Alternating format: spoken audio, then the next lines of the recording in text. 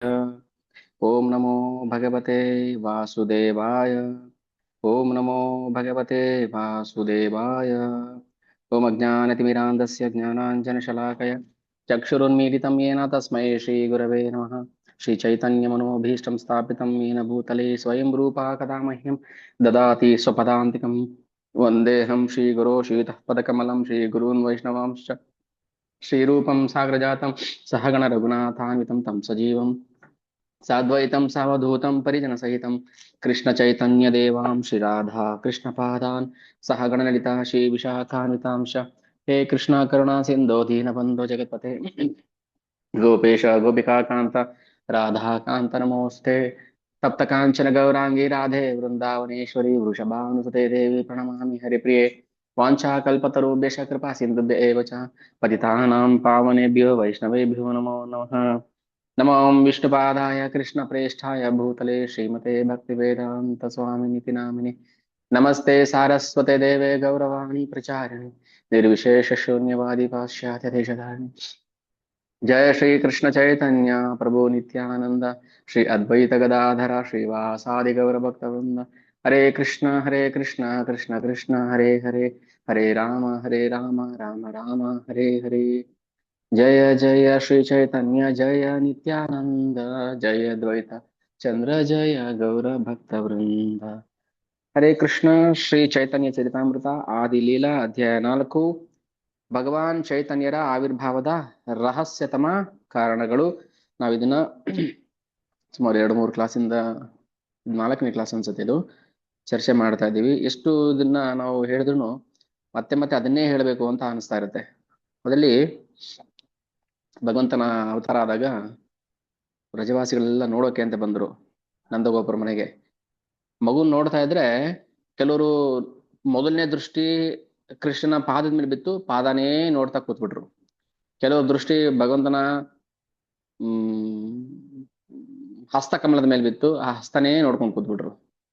ಕೆಲವರು ನಾಭಿ ಕಮಲದಲ್ಲಿ ನೋಡಿದ್ರು, ಅದನ್ನೇ ನೋಡ್ತಾ ಕೂತ್ಬಿಟ್ರು. ಅಂದ್ರೆ ಅದರಿಂದ ಮುಂದಕ್ಕೆ ಹೋಗಕ್ಕೆ ನಮಗೆ ಬಿಡೋದೇ ಇಲ್ಲ. ಇದು ಭಗವಂತನ ಅಲೌಕಿಕ ಸೌಂದರ್ಯ. ಸೊ ನಾವು ಎಷ್ಟು ಸವಿದ್ರು ಇನ್ನೂ ಭಗವಂತನಿಗೆ ಅವನು ಇನ್ನೂ ಜಾಸ್ತಿ ಮಾಡ್ಕೊತಿರ್ತಾನೆ ಸೌಂದರ್ಯ. ನಾವು ಎಷ್ಟು ಸವಿತೀವಿ ಅಷ್ಟು ಕೃಷ್ಣ ಸೌಂದರ್ಯ ಹೆಚ್ಚಾಗ್ತಾ ಇರುತ್ತೆ. ಹಾಗೆ ನಾವು ಭಗವಂತನ ಈ ಅಲೌಕಿಕ ಲೀಲೆಗಳನ್ನ ಎಷ್ಟು ಶ್ರವಣ ಮಾಡಿದ್ರು ನಮ್ಗೆ ತೃಪ್ತಿ ಆಗ್ಬಾರ್ದು. ತೃಪ್ತಿ ಆಗ್ಬಾರ್ದು. ತೃಪ್ತಿ ಆಗ್ಬಾರ್ದು, ಅಬ್ಬಾ ಸಾಕಪ್ಪ ಸದ್ಯ ನೋಡ್ಕೊಂಬಿಟ್ಟೆ ಅಲ್ಲ. ನಾವು ಎಲ್ಲಾದ್ರೂ ದೇವಸ್ಥಾನಕ್ಕೆ ದರ್ಶನಕ್ಕೆ ಹೋದಾಗ ದರ್ಶನ ಆಗೋಯ್ತು, ಸದ್ಯ ಏನೋ ಒಂದು ಮರೆಯಲ್ಲಿ ನೋಡ್ಕೊಂಬಿಟ್ಟೆ, 1 ಸೆಕೆಂಡ್ 2 ಸೆಕೆಂಡ್, ತೃಪ್ತಿ ಆಗ್ಬಾರ್ದು ನಮ್ಗೆ. ಅದಕ್ಕೆ ಪ್ರತಿ ಕ್ಷಣ ನಾವು ಭಗವಂತನನ್ನ ನಮ್ಮ ಹೃದಯದಲ್ಲಿ ಸ್ಥಾಪಿಸ್ಕೋಬೇಕು. ಹೇಳ್ತಾ ಹೇಳ್ತಾ ಹೇಳ್ತಾ ಮತ್ತೆ ಇನ್ನು ಆಸಕ್ತಿ, ರುಚಿ, ರಸ ಜಾಸ್ತಿ ಆಗ್ಬೇಕು, ಕಡಿಮೆ ಆಗ್ಬಾರ್ದು. ಹೀಗೆ ಭಗವಂತ ಚೈತನ್ಯ ಮಹಾಪ್ರಭು ಬರೋದಕ್ಕೆ 3 ಮುಖ್ಯ ರಹಸ್ಯ ಕಾರಣಗಳನ್ನ ಗ್ರಂಥಕರ್ತರು ಶ್ರೀಲಾ ಕವಿರಾಜ್ ಕೃಷ್ಣದಾಸ್ ಗೋಸ್ವಾಮಿ ಅವರು ಹೇಳ್ತಾರೆ. ಒಂದು, ರಾಧಾರಾಣಿಯ ಆ ಪ್ರೇಮದ ಗುರಿಯನ್ನ ನಾನು ತಲುಪೋದು ಹೇಗೆ, ನಾನು ರಾಧಾರಾಣಿ ಸ್ಥಾನದಲ್ಲಿ ಇರಿಸ್ಕೊಳ್ಳದೆ ನಾನು ಆ ಪ್ರೇಮವನ್ನ ಸವಿಯೋದಕ್ಕೆ ಸಾಧ್ಯ ಇಲ್ಲ. ಹಾಗೆ ರಾಧಾರಾಣಿಯಾಗಿ ಪ್ರೇಮ ಸುಧೆಯನ್ನ ನಾನು ಆಸ್ವಾದಿಸ್ಬೇಕು. 2ನೇ ಕಾರಣ, ತನ್ನಲ್ಲೇ ಇದ್ದ ಆ ದಿವ್ಯ ಪ್ರೇಮದ ಸ್ವಾದವನ್ನ ತಾನು ಅರ್ಥ ಮಾಡ್ಕೋಬೇಕು. ಒಂದು ಸವಿಬೇಕು ಅದನ್ನ. ಆ ಸವಿಯೋದಕ್ಕೆ ಕಾರಣ ನನ್ನೊಳಗೆ ಏನೋ ಒಂದು ದಿವ್ಯ ಸ್ವಾದ ಇದೆ, ದಿವ್ಯ ಪ್ರೇಮದ ಸ್ವಾದ ಇದೆ, ನಮ್ಮಲ್ಲಿ ಟೇಸ್ಟ್ ಇದೆ. ಆ ಟೇಸ್ಟ್ ಏನು ಅಂತ ನಾನು ತಿಳ್ಕೋಬೇಕು.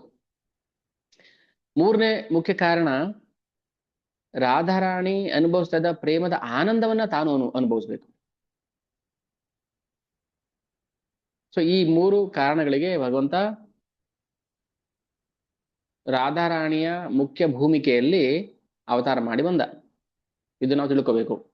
ತನ್ನನ್ನ ಪ್ರೇಮದ ಗುರಿಯಾಗಿ ಇರಿಸ್ಕೊಳ್ಳದೆ ನಾವು ಯಾವುದೇ ಒಂದು ವಸ್ತುವನ್ನ ಆಸ್ವಾದನೆ ಮಾಡಕ್ ಬರೋದಿಲ್ಲ.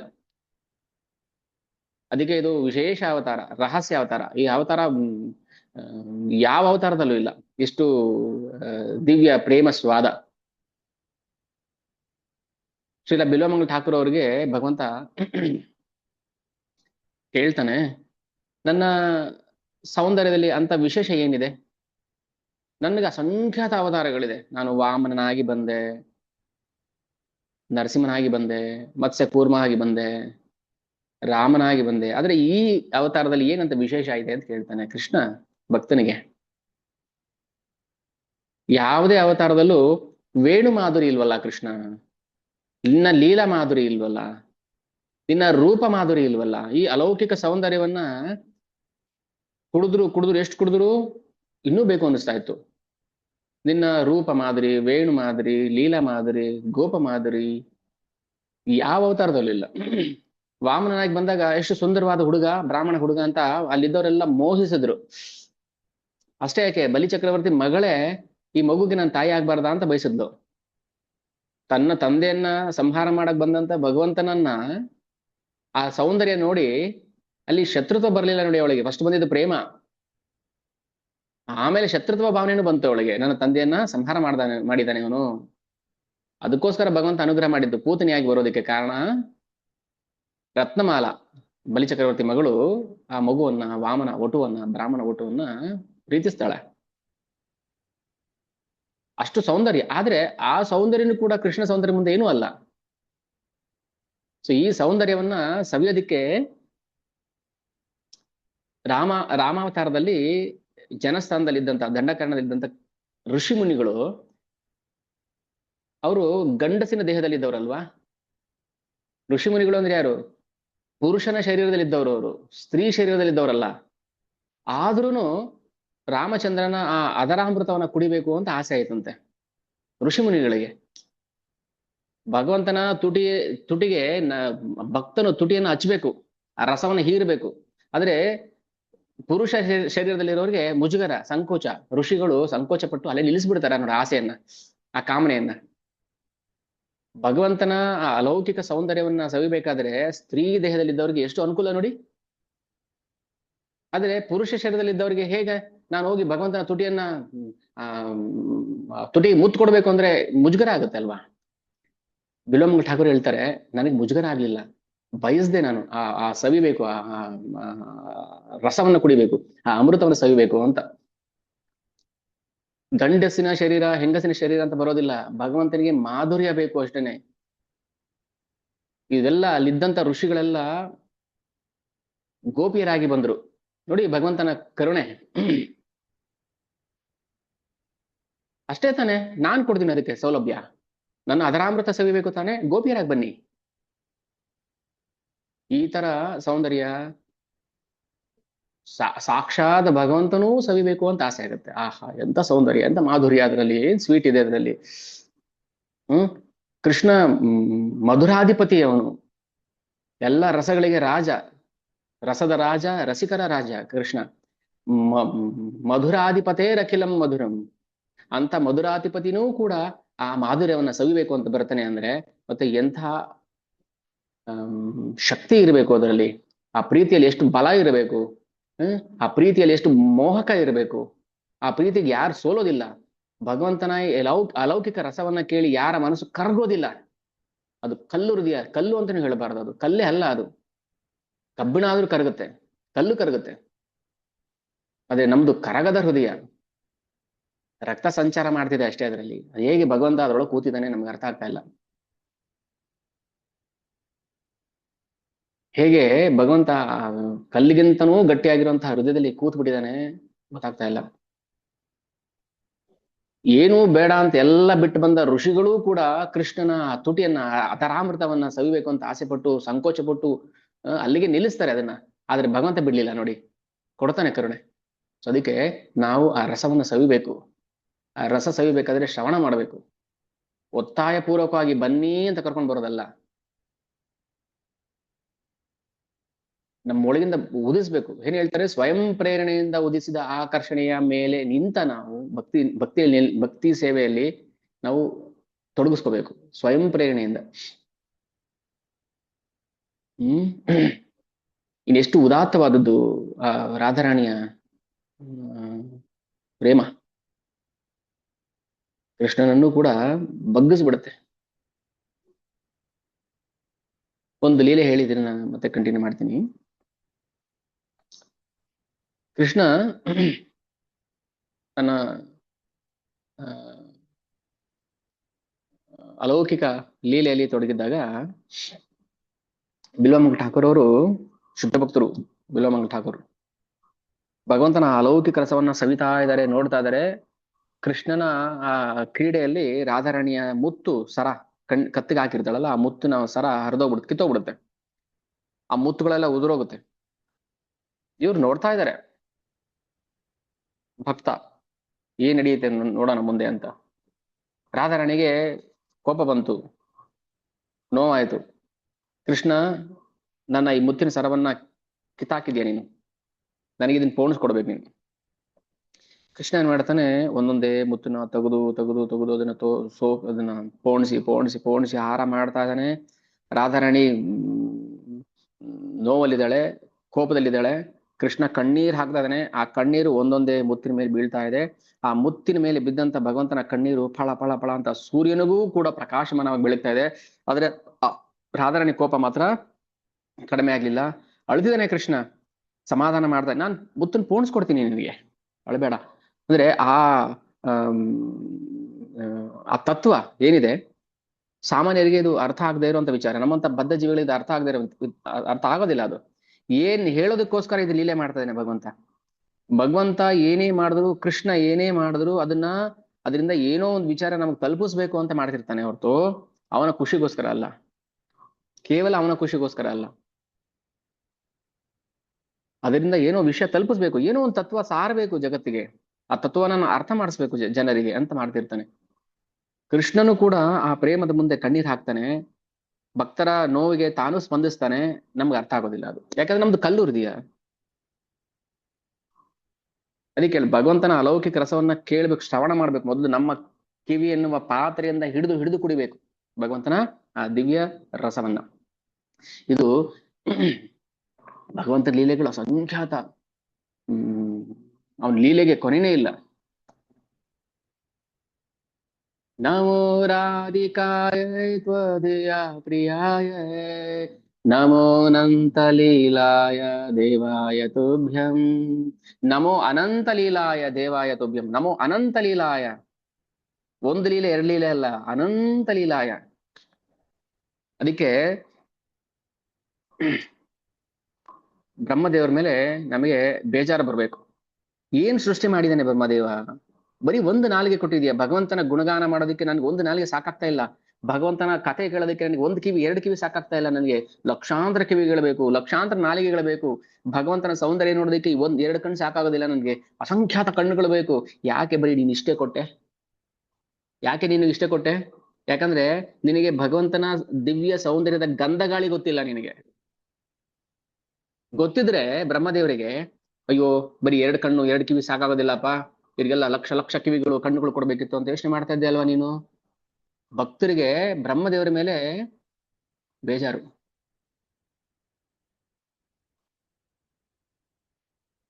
ಸಾಕಾಗತ್ತಾ ಎರಡು ಕಣ್ಣು ಎರಡು ಕಿವಿ? ಬರೀ ಒಂದು ನಾಲಿಗೆ ಕೊಟ್ಟಿದ್ದಾನೆ ಭಗವಂತ. ಆ ಒಂದು ನಾಲಿಗೆ 24 ಗಂಟೆ ತಿನ್ನೋದ್ರಲ್ಲಿ ಬ್ಯುಸಿ ಇರುತ್ತೆ, ಇಲ್ಲ ಇನ್ನೊಬ್ಬರ ಬಗ್ಗೆ ಮಾತಾಡೋದ್ರಲ್ಲಿ ಬ್ಯುಸಿ ಇರುತ್ತೆ. ಆದ್ರೆ ಭಗವಂತನ ಬಗ್ಗೆ ಮಾತಾಡೋಕ್ಕೆ ಟೈಮೇ ಇಲ್ಲ, ಪುರುಸೋತೆ ಇಲ್ಲ. ಆದ್ರೆ ಭಕ್ತರು ಹೇಳ್ತಾರೆ, ಒಂದು ನಾಲಿಗೆ ಸಾಕಾಗ್ತಾ ಇಲ್ಲ ನನ್ಗೆ ಭಗವಂತನ ಗುಣಗಾನ ಮಾಡೋದಕ್ಕೆ. ನಿನಗೆ ಬುದ್ಧಿ ಇಲ್ಲ ಅಂತ ಕಾಣುತ್ತೆ ನಿನಗೆ. ಇದು ಭಕ್ತರ ಮನದ ಮಾತು, ಮನಸ್ಸಿಂದ ಬರುತ್ತಲ್ಲ, ಹೃದಯದಿಂದ ಬರುತ್ತಲ್ಲ ಭಕ್ತರ ಮಾತು. ಅದು ದೇವತೆಗಳನ್ನು ಕೂಡ ನಿಂದನೆ ಮಾಡುತ್ತೆ. ನಿಮ್ಗೆ ಏನ್ ಗೊತ್ತಿದೆ ನಿಮ್ಗೆ ಗಂಧ ಗಾಳಿ? ಇದು ರಸ, ಇದು ಹೇಳಿದ್ರು ರಸ. ಹೀಗೆ ಭಗವಂತ ತನ್ನ ರಸದಿಂದ ಭಕ್ತರನ್ನ ಮನೋ ಲಹರಿಯಲ್ಲಿ ತೇಲಿಸ್ತಾನೆ. ತಾನು ಕೂಡ ಆ ಲಹರಿಯಲ್ಲಿ, ಅಲೆಯಲ್ಲಿ ತೇಲ್ತಾನೆ ಕೃಷ್ಣ. ಅಂದ್ರೆ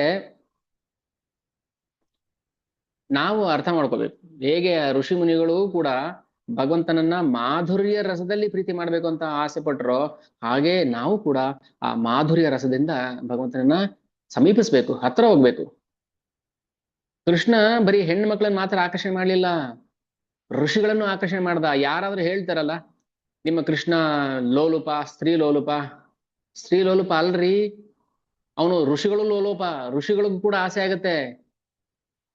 ನಿಮಗ್ ಬರೀ ಸ್ತ್ರೀ ಲೋಲುಪ ಅಷ್ಟೇ ಕಾಣಿಸ್ತಾ ಇದೆ. ಸ್ತ್ರೀ ಅಲ್ಲ, ಇಡೀ ಜಗತ್ತಿರೋ ಇರುವೆಯಿಂದ ಹಿಡಿದು ಬ್ರಹ್ಮದೇವರ ತನಕ ಎಲ್ಲರನ್ನೂ ಆಕರ್ಷಣೆ ಮಾಡ್ತಾನೆ ನಮ್ಮ ಕೃಷ್ಣ.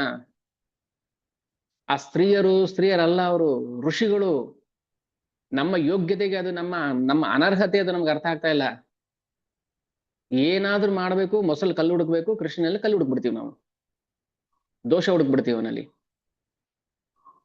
ನಾವು ನೀವು ಗಂಡಸರು ಎಲ್ರು ಕೂಡ ಕೃಷ್ಣನನ್ನ ಪ್ರೀತಿ ಮಾಡ್ಬೋದು, ಪ್ರೀತಿ ಮಾಡಬೇಕು.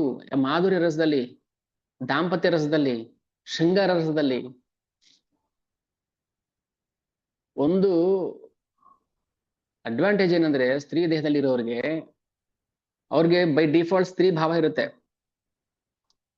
ಆದ್ರೆ ಗಂಡಸರಿಗೆ ಹಾಗಲ್ಲ. ಗಂಡಸರು ಅದನ್ನ ತಂದುಕೋಬೇಕು, ಸ್ತ್ರೀ ಭಾವನ. ನಾನೀಗ ಹುಡುಗಿ, ನಾನು ಕೃಷ್ಣನ ಪತ್ನಿ, ಈಗ ಕೃಷ್ಣ ಹತ್ರ ಹೋಗ್ಬೇಕು, ನಾನು ತಪ್ಕೋಬೇಕು, ಹಗ್ ಮಾಡ್ಬೇಕು. ಕಷ್ಟ ಅದು. ಆದ್ರೂ ಕೂಡ ನಾವು ಅದನ್ನ ಆಸೆ ಪಡ್ಬೇಕು. ಅದನ್ನೇ ಶೃಂಗಾರ ರಸ ಅಂತ ಹೇಳುದು. ಶೃಂಗಾರ ನೀವ್ ಯಾವುದೇ ರಸವನ್ನ ಹೋಲಿಕೆ ಮಾಡಿ, 5 ಮುಖ್ಯ ರಸಗಳು, 7 ಗೌಣ ರಸಗಳು, ಟೋಟಲ್ 12 ರಸಗಳು. 5 ಮುಖ್ಯ ರಸಗಳನ್ನ ತಗೊಳ್ಳೋಣ. ಶಾಂತ, ದಾಸ್ಯ, ಸಖ್ಯ, ವಾತ್ಸಲ್ಯ, ಮಾಧುರ್ಯ. ಈ 5 ರಸಗಳನ್ನ ನೀವು ಹೋಲಿಕೆ ಮಾಡಿದ್ರೆ ತುಂಬಾ ವೇಟೇಜ್ ಬರೋದು ಯಾವುದು? ಮಾಧುರ್ಯ. ಮಾಧುರ್ಯ ನೋಡಿ, ಯಾರಾದ್ರೂ ಈಗ ಹೆಂಡತಿ ಗಂಡನನ್ನ ಹೆಂಡತಿಯಾಗಿ ಸೇವೆ ಮಾಡ್ತಾಳೆ, ಕಷ್ಟ ಇದ್ದಾಗ ಫ್ರೆಂಡು ಹಾಕ್ತಾಳೆ, ಅವನ್ ದುಃಖದಲ್ಲಿದ್ದಾಗ ತಾಯಿ ಸ್ಥಾನದಲ್ಲಿ ನಿಂತು ಅವನಿಗೆ ಸಮಾಧಾನ ಮಾಡ್ತಾಳೆ, ಸೇವೆ ಮಾಡ್ತಾಳೆ. ದಾಸ್ಯ ಭಾವದಲ್ಲಿ, ಶಾಂತ ಭಾವದಲ್ಲಿ ಯಾವಾಗ್ಲೂ ಮನ್ಸಲ್ಲಿ ನನ್ನ ಗಂಡನ್ಗೆ ಒಳ್ಳೇದಾಗ್ಲಿ, ನನ್ನ ಗಂಡನ್ಗೆ ಒಳ್ಳೇದಾಗ್ಲಿ ಅಂತ ಭಾವಿಸ್ತಾ ಇರ್ತಾಳೆ. ಆದ್ರೆ ಬೇರೆ ರಸದಲ್ಲಿ ಹಾಗಲ್ಲ. ಸಖ್ಯ ಭಾವದಲ್ಲಿ ಇರೋರು ಮಾಧುರ್ಯ ಭಾವದಲ್ಲಿ ಪ್ರೀತಿ ಮಾಡಕ್ ಬರೋದಿಲ್ಲ. ವಾತ್ಸಲ್ಯ ಭಾವದಲ್ಲಿ ಇರೋರು ಮಾಧುರ್ಯ ಭಾವದಲ್ಲಿ ಪ್ರೀತಿ ಮಾಡಕ್ ಆಗೋದಿಲ್ಲ. ಆದ್ರೆ ಮಾಧುರ್ಯ ಭಾವದಲ್ಲಿ ಇರೋರು ಯಾವುದೇ ರಸದಲ್ಲೂ ಕೂಡ ಪ್ರೀತಿ ಮಾಡ್ಬೋದು. ಹಾಗೆ ಬಲರಾಮ, ಸಂಕರ್ಷಣ ಕೃಷ್ಣನಿಗೆ ಎಲ್ಲಾ ರಸದಲ್ಲೂ ಕೂಡ ಅವನಿಗೆ ಸೇವೆ ಮಾಡ್ತಾನೆ. ಈ 5 ಮುಖ್ಯ ರಸದಲ್ಲಿ, 5 ಮುಖ್ಯ ರಸಗಳಲ್ಲಿ ಮಾಧುರ್ಯ ತುಂಬಾ ಉತ್ಕೃಷ್ಟವಾದದ್ದು. ಹಂಗಂತ ಬೇರೆ ಭಾವಗಳು ಕಡಿಮೆ ಅಂತನ? ಕಡಿಮೆ ಅಲ್ಲ. ಅದು ಎಲ್ಲ ರಸಗಳು ಒಂದೇ ಹಂತದಲ್ಲಿ. ಆದ್ರೆ ಮಾಧುರ್ಯ ನೆಲೆ ಅದು,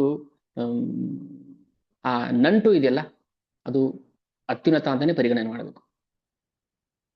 ಆಭಾಸ ಮಾಡ್ಕೋಬಾರ್ದು ಇದರಲ್ಲಿ. ಹಾಗಾದ್ರೆ ಸಖ್ಯ ಅಂದ್ರೆ ಕಡಿಮೆ, ದಾಸ್ಯ ಅಂದ್ರೆ ಕಡಿಮೆ. ಹನುಮಂತ ದಾಸ್ಯ ಭಾಗದಲ್ಲಿ ಭಗವಂತನ ಪ್ರೀತಿ ಮಾಡ್ತಾ ಇದ್ದ. ಪ್ರಹ್ಲಾದರು ಮಾಧುರ್ಯ ಭಾಗದಲ್ಲಿ ಪ್ರೀತಿ ಮಾಡಿದ್ರ? ಸೇವಕ ದಾಸ್ಯ ಭಾವದಲ್ಲಿ ಪ್ರೀತಿ ಮಾಡ್ದ. ಆದ್ರೆ ಭಗವಂತ ತನ್ನ ತೊಡೆ ಮೇಲೆ ಕೂರಿಸಿ ಪ್ರಹ್ಲಾದರಿಗೆ ಎಲ್ಲ ಅನುಗ್ರಹ ಮಾಡ್ದ. ಯಾವ್ದು ಕಡಿಮೆ ಅಂತ ಅಲ್ಲ, ಆದ್ರೆ ಭಗವಂತನಿಗೆ ತುಂಬಾ ಸಮೀಪದ ರಸ ಅಂದ್ರೆ ಮಾಧುರ್ಯ. ಇದು ಎಂತ ರಸ ಅಂದ್ರೆ,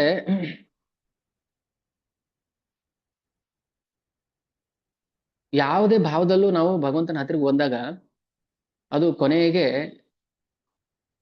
ಎಂಡ್ ಆಗೋದೆ ಮಾಧುರ್ಯ ಭಾವದಲ್ಲಿ.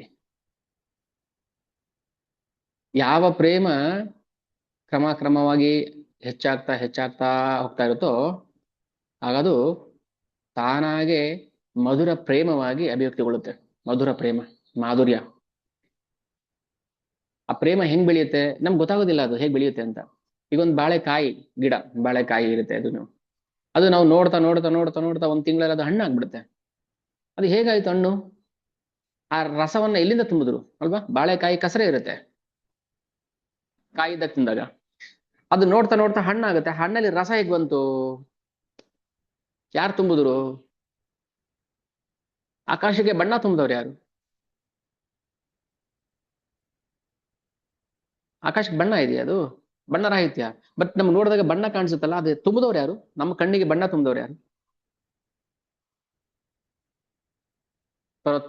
ಪ್ರತಿಯೊಂದು ಕೂಡ ಭಗವಂತನೇ. ರಸೋಹಮಪ್ಸು ಕೌಂತೆಯ ಪ್ರಭಾಸ್ಮಿ ಶಿಶು ಸೂರ್ಯಯೋ. ನಾವು ಇದನ್ನ ತಿಳ್ಕೊಂಡಾಗ ಅಷ್ಟೇ ಭಗವಂತನ ಪ್ರೀತಿ ಮಾಡಕ್ಕಾಗತ್ತೆ. ಏನು ಗೊತ್ತಿಲ್ಲ ಅಂದ್ರೆ ನಾವು ಪ್ರೀತಿ ಬರೋದಿಲ್ಲ. ಬಂದ್ರು ಅದು ಈ ಫಿಲ್ಮ್ ಅಲ್ಲಿ ಆಕ್ಟ್ ಮಾಡ್ತಾರಲ್ಲ, ಗಂಡ ಹೆಂಡತಿ ಪಾರ್ಕ್ ಮಾಡ್ತಾರೆ, ನಟನೆ ಮಾಡ್ತಾರೆ ಅಷ್ಟೇನೆ. ನಟನೆ ಮುಗಿದ್ಮೇಲೆ ಅವ್ರು ಯಾರೋ ಇವ್ರು ಯಾರೋ. ಆ ನಟನೆಗೋಸ್ಕರ ದುಡ್ಡು ಕೊಡ್ತಾರಲ್ಲ ಅಂತ ನಟನೆ ಮಾಡ್ತಿರ್ತಾರಲ್ಲ, ಅದು ಆರ್ಟಿಫಿಷಿಯಲ್ ಪ್ರೇಮ ಭಗವಂತ ಒಪ್ಪೋದಿಲ್ಲ. ಅದು ಸ್ವಯಂ ಪ್ರೇರಣೆ ಉದಯಿಸ್ಬೇಕು ಒಳಗಡೆಯಿಂದ. ಓಕೆ, ಸೊ ನಿನ್ನೆ ಇಲ್ಲಿವರೆಗೂ ನಾವು ಚರ್ಚೆ ಮಾಡಿದ್ವಿ. ಪರಕೀಯ ರಸ ಮತ್ತೆ ಸ್ವಕೀಯ ರಸ ಅದ್ರ ಬಗ್ಗೆ ನಾವು ಚರ್ಚೆ ಮಾಡೋಣ ಅಂತ ಹೇಳಿದ್ವಿ. ಎಲ್ರು ಇಲ್ಲಿ ಒಂದು ನಾನು ಒಂದು ಮಾತು ಹೇಳ್ಬೇಕಂದ್ರೆ, ಯಾರಿಗೆ ಭಗವಂತನ ಮೇಲೆ ಪ್ರೀತಿ ಇಲ್ಲ, ಶ್ರದ್ಧೆ ಇಲ್ಲ, ಅವರು ಇದನ್ನ ಶ್ರವಣ ಮಾಡಬೇಡಿ ದಯವಿಟ್ಟು. ಎಕ್ಸಿಟ್ ಆಗ್ಬೋದು, ತೊಂದರೆ ಇಲ್ಲ. ಮೊದಲೇ ವಾರ್ನಿಂಗ್ ಕೊಟ್ಟಿರ್ತೀನಿ ನಾನು. ಇಲ್ಲ ನಾವು ಕೇಳಿಸ್ಕೊಳ್ಳೋದು ತಪ್ಪಲ್ಲ. ಕೇಳಿಸ್ಕೊಂಡು ಮನಸ್ಸಲ್ಲಿ ನಾವು ಕ್ಯಾಲ್ಕುಲೇಟ್ ಮಾಡೋದು ತಪ್ಪಾಗುತ್ತೆ, ಲೆಕ್ಕ ಮಾಡೋದು. ಪರಕೀಯ ರಸ ಸ್ವಕೀಯ ರಸ ಭೌತಿಕ ಜಗತ್ತಲ್ಲಿ ಬೇರೆ, ಅಲೌಕಿಕ ಜಗತ್ತಲ್ಲಿ ಬೇರೆ. ಕೃಷ್ಣ ಏನ್ ಮಾಡಿದ್ರು ಅದು ಪರ್ಫೆಕ್ಟ್, 100% ಪರ್ಫೆಕ್ಟ್ ಅಂತ ನಾವು ಮಾಡಬಾರದು. ಅವನ್ ಏನು ತತ್ವ ಹೇಳ್ಕೊಡ್ಬೇಕೋ ಆ ಲೀಲೆಯಲ್ಲಿ, ಆ ತತ್ವ ಅಷ್ಟೇ ನಾವು ಗ್ರಹಿಸ್ಬೇಕು. ಭಗವಂತ ಮಾಡ್ದಂಗೆ ನಾವು ಅನುಕರಣೆ ಮಾಡಬಾರ್ದು, ಅನುಸರಣೆ ಮಾಡಬೇಕು. ಅದ ಕೃಷ್ಣ ಗೀತೆ ಹೇಳಿದ, ಯದ್ಯದ್ ಆಚರಿತಿ ಶ್ರೇಷ್ಠ ತತ್ತದ್ ದೇವೇತರ ಜನಃ ಸ ಯತ್ ಪ್ರಮಾಣಂ ಕುರಿತೆ ಲೋಕಸ್ತದನುವರ್ತತೆ. ಅನುವರ್ತತೆ ಅಂದ್ರೆ ಅನುಸರಣೆ ಮಾಡಬೇಕು, ಅನುಕರಣೆ ಅಲ್ಲ. ನಾವು ಕೃಷ್ಣ ಮಾಡ್ದ ನಾನು ಮಾಡ್ತೀನಿ, ಕೃಷ್ಣ 16,000 ಜನನ ಮದುವೆ ಮಾಡ್ಕೊಂಡು ನಾನು 4-5 ಮಾಡ್ಕೋತೀನಿ, ಹಾಗೆ ಮಾಡಬಾರ್ದು. ಅವನು ದಿವ್ಯ ವ್ಯಕ್ತಿ, ಅವನು ಮಾಡ್ಬೋದು, ನಾವು ಮಾಡೋಂಗಿಲ್ಲ. ಸೊ ಪರಕೀಯ ರಸ ಸ್ವಕೀಯ ರಸ ನಾವು ಈ ಪ್ಲಾಟ್ಫಾರ್ಮ್ ಅಲ್ಲಿ ನಿಂತು ನೋಡಿದ್ರೆ ಅದು ಅಪಾರ್ಥ ಆಗುತ್ತೆ ಅಲ್ವಾ. ನನ್ ಮೋಸ್ಟ್ ಕಾಮನ್ ಡೈಲಾಗ್ ಏನು, ನಿಮಗೆ ಅರ್ಥ ಆಗದೆ ಹೋದ್ರೂ ಪರವಾಗಿಲ್ಲ, ಅಪಾರ್ಥ ಮಾತ್ರ ಮಾಡ್ಕೋಬೇಡಿ ಅಂತ ಅಲ್ವಾ. ಅದನ್ನೇ ಇವಾಗ್ಲೂ ಹೇಳ್ತೀನಿ, ಅರ್ಥ ಆಗಿಲ್ಲ ಅಂದ್ರೆ ಪರವಾಗಿಲ್ಲ, ಬಿಟ್ಬಿಡಿ, ಆದ್ರೆ ಅಪಾರ್ಥ ಮಾಡ್ಕೋಬೇಡಿ. ಈಗ ಪರಕೀಯ ಭಾವೇ ಅತಿ ರಸೇರ ಉಲ್ಲಾಸ. ಪರಕೀಯ ಭಾವ ಅಂದ್ರೆ ಏನು ಅಂದ್ರೆ, ಉದಾಹರಣೆ ಕೊಟ್ಟು ಆಮೇಲೆ ಹೇಳ್ತೀನಿ ನಿಮಗೆ. ಇದು ಪರಕೀಯ ರಸ ಕೇವಲ ಕೃಷ್ಣ ಮಾತ್ರ ಮಾಡೋಕ್ ಸಾಧ್ಯ, ಅದು ವ್ರಜಭೂಮಿಯಲ್ಲಿ. ಬೇರೆ ಇನ್ನೆಲ್ಲೂ ಕೂಡ ಯಾವ ಜಗತ್ತಲ್ಲೂ ಯಾರು ಕೂಡ ಮಾಡೋಂಗಿಲ್ಲ. ಪರಕೀಯ ರಸ ಅಂದ್ರೆ ಅವಿವಾಹೇತರ ದಾಂಪತ್ಯದ ಭಾವ. ಅಂದ್ರೆ ವಿವಾಹೇತರ ಅಂದ್ರೆ ಮದುವೆ ಮದುವೆಯಾಗಿ ಹೆಂಡತಿ ಇರ್ತಾಳೆ, ಇನ್ನೊಂದು ಹೆಂಡತಿ ಜೊತೆ ಲೀಲೆ ಮಾಡೋದು. ಇನ್ನೊಬ್ಬರ ಹೆಂಡತಿ, ರಾಧಾರಾಣಿ ಮದುವೆ ಆಗಿದೆ, ಇನ್ನೊಬ್ಬರ ಹೆಂಡತಿ. ಗೋಪಿಯರಿಗೆ ಮದುವೆ ಆಗಿದೆ, ಅವ್ರು ಇನ್ನೊಬ್ಬರ ಹೆಂಡತಿಯರು. ಆದ್ರೆ ಕೃಷ್ಣ ಪರಕೀಯ ರಸದಲ್ಲಿ ಆ ಹುಡುಗಿಯರ ಜೊತೆ ಲೀಲೆ ಮಾಡ್ತಾನೆ. ಅದಕ್ಕೆ ಹೇಳುದು, ಆಗಿಲ್ಲ ಅಂದ್ರೆ ಅರ್ಥ ಮಾಡ್ಕೊಳಕ್ ಹೋಗ್ಬೇಡಿ. ಇಲ್ಲ ಯಾರಿಗೇನು ಗೊತ್ತಾಗಲ್ಲ, ಎಕ್ಸಿಟ್ ಆಗ್ಬಿಡಿ ಒಂದ್ 10 ನಿಮಿಷ. ಇಲ್ಲ ನಾವು ಕೇಳಿಸ್ಕೊಳ್ತೀವಿ, ಭಗವಂತನ ಅಲೌಕಿಕ ಲೀಲೆ, ಭಗವಂತನ ನಂಬಿದೀನಿ, ಭಗವಂತನ ಪ್ರೀತಿ ಮಾಡ್ತಾ ಇದೀನಿ ಅನ್ನೋರು ಮಾತ್ರ ಶ್ರವಣ ಮಾಡಿ. ಯಾಕಂದ್ರೆ ಇದನ್ನ ಚೈತನ್ಯ ಚರಿತಾಮೃತ ಎಲ್ರಿಗೂ ಹೇಳೋಂಗಿಲ್ಲ. ಇದು ಎಲ್ಲೂ ಶ್ರೀ ಚೈತನ್ಯ ಮಹಾಪ್ರಭುಗಳು ಕೃಷ್ಣನ ಈ ರಾಸ ಲೀಲೆ ಬಗ್ಗೆ ಮುಕ್ತವಾಗಿ ಚರ್ಚೆ ಮಾಡಿಲ್ಲ, ಕೇವಲ ಆಪ್ತ ಭಕ್ತರ ಜೊತೆ ಬಿಟ್ಟು. ಇಲ್ಲಿ ಎಷ್ಟೋ ಜನಕ್ಕೆ ಶಿಕ್ಷಾ ಗುರು ಮೇಲೆ ಅವ್ರಿಗೆ ಭಿನ್ನಾಭಿಪ್ರಾಯ. ಅಂತವ್ರಿಗೆ ಭಗವಂತನ ಬಗ್ಗೆ ಹೇಳಿದ್ರೆ ಏನು ಪ್ರಯೋಜನ?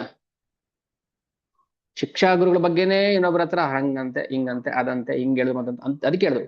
ನನಗೆ ಈ ವಿಚಾರಗಳೇನಾದ್ರು ಈ ತರ ಬಂದ್ರೆ, ನೀವು ಭಕ್ತರಲ್ಲ, ಮನುಷ್ಯ ಆಗಕ್ಕೆ ಲಾಯಕ್ಕಿಲ್ಲ ಅಂತ. ಸೊ ಭಗವಂತನ ಲೀಲೆಗಳನ್ನ ಯಥಾರೂಪವಾಗಿ ಅರ್ಥ ಮಾಡ್ಕೋಬೇಕು. ಅವ್ರು ಹಂಗ್ ಹೇಳಿದ್ರಂತೆ ಹಿಂಗ್ ಹೇಳಿದ್ರೆ, ಇನ್ನು ಪದ್ಯಾವಳಿ ಓದ್ಬಿಟ್ರೆ ಆಶ್ಚರ್ಯ ಆಗುತ್ತೆ, ಈ ತರದೆಲ್ಲ ಪದ್ಯಗಳನ್ನ ರಚನೆ ಮಾಡಿದಾರ. ಅಂದ್ರೆ ಭಗವಂತನ ಶೃಂಗಾರ ರಸ ಅದು ಕೇವಲ ಭಕ್ತರು, ನಮಗೂ ಹೇಳೋ ಅಧಿಕಾರ ಇಲ್ಲ.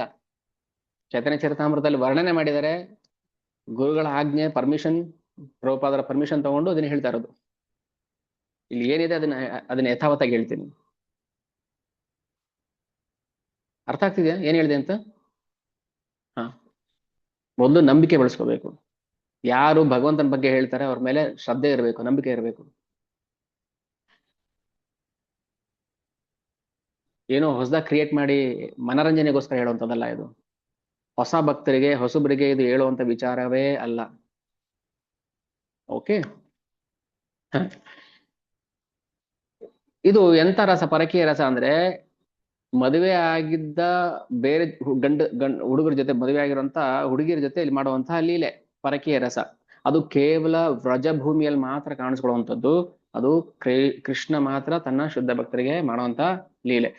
ಇದು ಈ ಪರಕೀಯ ರಸದಲ್ಲಿ ತುಂಬಾ ಶ್ರೇಷ್ಠವಾದ ವ್ಯಕ್ತಿ ಅಂದ್ರೆ ಪ್ರೇಯಸಿ ಶ್ರೀಮತಿ ರಾಧಾರಾಣಿ. ಯಾಕೆ ಶ್ರೀಮತಿ ರಾಧಾರಾಣಿ ಪರಕೀಯ ರಸದಲ್ಲಿ ತುಂಬಾ ಉತ್ಕೃಷ್ಟ ನಿಲ್ತಾಳೆ ಅಂದ್ರೆ, ರಾಧಾರಾಣಿ ಹೃದಯದಲ್ಲಿ ಕೃಷ್ಣನ ಪರಿಶುದ್ಧ ಪ್ರೇಮ ಬಿಟ್ಟು ಬೇರೆ ಏನು ಇರಲಿಲ್ಲ ಅವಳಲ್ಲಿ. ರಾಧಾರಾಣಿ ಹೃದಯದಲ್ಲಿ ಕೃಷ್ಣನ ಅಲೌಕಿಕ ಪ್ರೇಮ ಬಿಟ್ರೆ ಬೇರೆ ಏನೂ ಅವಳ ತಲೆಗೆ ಬರ್ತಿರ್ಲಿಲ್ಲ. ಆ ಭಾವದಲ್ಲಿ, ಅದಕ್ಕೆ ಗೋಪಿ ಭಾವದಲ್ಲಿ ಇದ್ರೆ ಮಾತ್ರ ನಾವು ಈ ರಸವನ್ನ ಅರ್ಥ ಮಾಡ್ಕೊಳಕ್ ಸಾಧ್ಯ.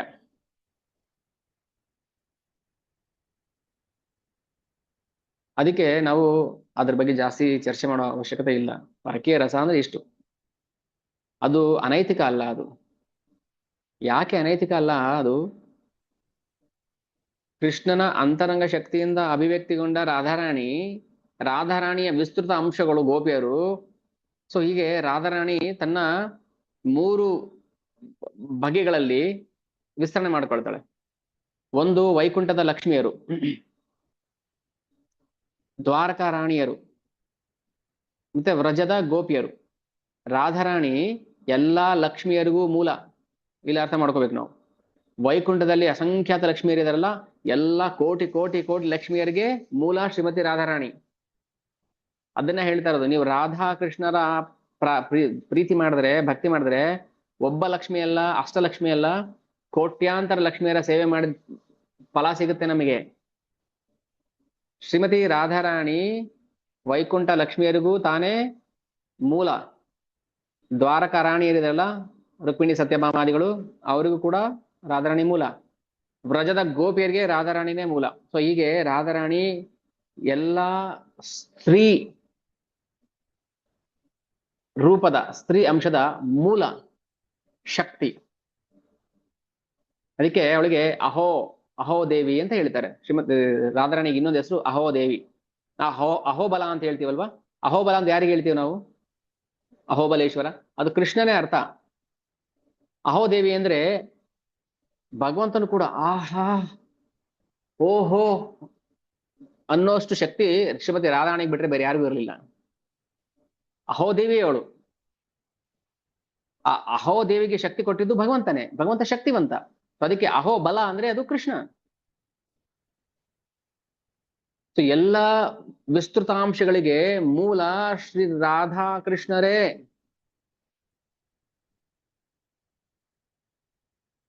ಯಾವುದೇ ಧರ್ಮ ಗ್ರಂಥಗಳು ಯಾರನ್ನಾದ್ರೂ ಕೇಳಿ ಅಹೋಬಲ ಅಂದ್ರೆ ಏನು ಅಂತ,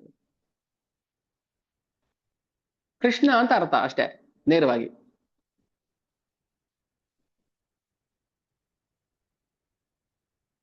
ಓಕೆ. ಹೀಗೆ ಭಗವಂತ ಆ ಪರಕೀಯ ರಸದಲ್ಲಿ ಅವರಿಂದ ಪ್ರೀತಿಯನ್ನ ಪಡ್ಕೊಳ್ತಾನೆ. ಈ ಕೃಷ್ಣನೇ, ಈ ಪರಕೀಯ ರಸದಲ್ಲಿ ಗೋಪಿಯರನ್ನ ಪ್ರೀತಿ ಮಾಡಿದ್ದ ಕೃಷ್ಣನೇ ಶ್ರೀ ಚೈತನ್ಯ ಮಹಾಪ್ರಭು. ಅದೇ ರಾಧಾರಾಣಿಯನ್ನೇ ಧರಿಸಿ ಬಂದಂತಹ ಶ್ರೀ ಚೈತನ್ಯ ಮಹಾಪ್ರಭು. ಎಷ್ಟು ಪ್ರೀತಿ ಇರ್ಬೋದಾಗದೆ, ಆ ಭಾವಕ್ಕೆ ಎಷ್ಟು ಔನ್ನತ್ಯ ಇದೆ, ಆ ಭಾವಕ್ಕೆ ಎಷ್ಟು ರೆಸ್ಪೆಕ್ಟ್ ಇದೆ. ಅದಕ್ಕೇನು ಹೇಳಕ್ಕೂ ಪದಗಳು ಸಿಗ್ತಾ ಇಲ್ಲ. ಅದಕ್ಕೆ ಕೃಷ್ಣ ಆ ಭೂಮಿಯನ್ನೇ ತಗೊಂಡು, ಆ ರಾಧಾರಾಣಿ ಭಾವನೇ ತಗೊಂಡು ಬಂದಿದ್ದು. ಯಾವ ಅವತಾರದಲ್ಲಿ ಬರುತ್ತೆ ಅದು? ಆತರ ಲೀಲೆ ಯಾವ ಅವತಾರದಲ್ಲಿ ಮಾಡಕ್ ಸಾಧ್ಯ?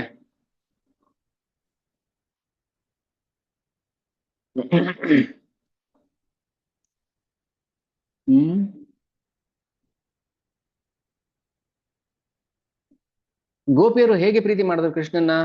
ಮದುವೆ ಆಗಿದ್ರು ಕೂಡ ಅನೈತಿಕ ಆಗೋದಿಲ್ವಾ ಅದು? ಮದುವೆಯಾದ ಗಂಡನ ಬಿಟ್ಟು ಇನ್ನೊಬ್ಬ ಗಂಡನ ಜೊತೆ ಸಂಬಂಧ ಇಟ್ಕೊಂಡ್ರೆ ಅದೇನಾಗುತ್ತೆ? ಅನೈತಿಕ ಆಗುತ್ತೆ. ಬಟ್ ಕೃಷ್ಣ ಅದನ್ನ ಹೇಗೆ ನಿಭಾಯಿಸ್ದ? ಗೋಪಿಯರು ಹೇಗೆ ನಿಭಾಯಿಸಿರೋದು ಪರಕೀಯ ರಸದಲ್ಲಿ ಅಂದ್ರೆ, ಅದಕ್ಕೆ ಉತ್ತರ ರಾಧಾರಾಣಿ ಮತ್ತು ಗೋಪಿಯರು ಕೃಷ್ಣನ ಆಂತರಿಕ ಶಕ್ತಿಯ ಅಭಿವ್ಯಕ್ತಿಗಳು. ಅನೈತಿಕತೆ ಅಂತ ಬರೋದು ಯಾವಾಗ? ಬಾಹ್ಯ ಶಕ್ತಿಯ ಅಧೀನಕ್ಕೆ ಬಂದಾಗ ಅನೈತಿಕತೆ ಆಗುತ್ತೆ. ಈಗ ನನ್ ಜೋಬಲ್ಲಿ ನಾನೇ ದುಡ್ಡು ತಗೊಂಡ್ರೆ ಅದು ಕಳ್ಳ ಅಲ್ಲ. ಬೇರೆಯವ್ರ ಜೋಬಿಂದ ತಗೊಂಡ್ರೆ ನಾನು ಕಳ್ಳ ಆಗ್ತೀನಿ. ಪರಕೀಯ. ಸ್ವಕೀಯ. ನನ್ನ ಪ್ಯಾಂಟಲ್ಲೇ ದುಡ್ಡು ತಗೊಂಡ್ರೆ ಅದು ನನ್ ಕಳ್ಳ ಅಲ್ಲ. ಬಟ್ ಕೃಷ್ಣ ಮದುವೆ ಆಗಿದಂತ ಇನ್ನೊಬ್ಬ ಹೆಂಡತಿ ಜೊತೆ ಪ್ರೀತಿಯನ್ನು ತಗೊಳ್ತಾನೆ, ಕಳ್ಳ ಯಾಕೆ ಆಗ್ತಾನೆ ಅವನು? ಇನ್ನೊಬ್ಬರು ಅಂತ ಬಂದಾಗ ಕಳ್ಳ. ಅದಕ್ಕೆ ಭಗವಂತ ಮತ್ತೆ ತನ್ನ ಭಕ್ತರ ನಡುವಿನ ಸಂಬಂಧ ಅದು ನಿರಪೇಕ್ಷ ಸಂಬಂಧ, ಅದು ಸಾಪೇಕ್ಷ ಸಂಬಂಧ ಅಲ್ಲ. ನಮ್ಗೆ ಅರ್ಥ ಆಗಲ್ಲ ಅದು. ನೋಡಕ್ ಒಂದೇ ತರ ಕಾಣಿಸ್ಬೋದೇನೋ, ಭತ್ತದ ಒಟ್ಟು, ಆದ್ರೆ ವ್ಯತ್ಯಾಸ ಇದೆ. ಪರಕೀಯ ರಸ ಮತ್ತೆ ಸ್ವಕೀಯ ರಸದಲ್ಲಿ ತುಂಬಾ ಭೇದ ಇದೆ. ಸಾಪೇಕ್ಷ ಮತ್ತು ನಿರಪೇಕ್ಷ ನಡುವೆ ತುಂಬಾ ಅಜಗಜಾಂತರ ವ್ಯತ್ಯಾಸ ಇದೆ, ವೈರುಧ್ಯ ಇದೆ, ಅಪೋಸಿಟ್. ಭಗವಂತ ಮತ್ತೆ ಭಗವಂತನಿಗೆ ಸಂಬಂಧಪಟ್ಟ ಯಾವುದೂ ಕೂಡ ಅದು ಭಗವಂತನೇ. ಭಗವಂತನ ಜನಿವಾರ, ಭಗವಂತನ ಪಾದರಕ್ಷೆ, ಅವನ ಕೊಳಲು, ಅವನ ನವಿಲ್ಗರಿ, ಅವನ ಜನಿವಾರ, ಅವನ ಉಡ್ದಾರ, ಅವನ ಧೋತಿ, ಎಲ್ಲವೂ ಕೂಡ ಭಗವಂತನೇ. ಅವನಿಗೆ ಸಂಬಂಧನೇ ಇಲ್ಲ ಯಾವುದಕ್ಕೂ. ಮತ್ತೆ ರುಕ್ಮಿಣಿ ಸತ್ಯಭಾಮ ಹೆಂಡತಿಯರು ಹೇಗಾಗ್ತಾರೆ? ಅದು ಭಗವಂತನ ಅಂತರಂಗ ಶಕ್ತಿಯ ಅಭಿವ್ಯಕ್ತಿಗಳು. ಮತ್ತೆ ಕೃಷ್ಣನಿಗೂ ಮತ್ತೆ ಕೃಷ್ಣನ್ ಸಂಬಂಧಪಟ್ಟಿದ್ದಲ್ಲಿ ವ್ಯತ್ಯಾಸನೇ ಇಲ್ಲ. ಮತ್ತೆ ರಾಧಾ ಬೇರೆ ಕೃಷ್ಣ ಬೇರೆ ಅಂತಾರಲ್ಲ. ಏಕಿ ಆತ್ಮ ಕೃಷ್ಣ, ರಾಧಾ ಕೃಷ್ಣ ಏಕಿ ಆತ್ಮ ದುಯಿ ದೇಹದರಿ.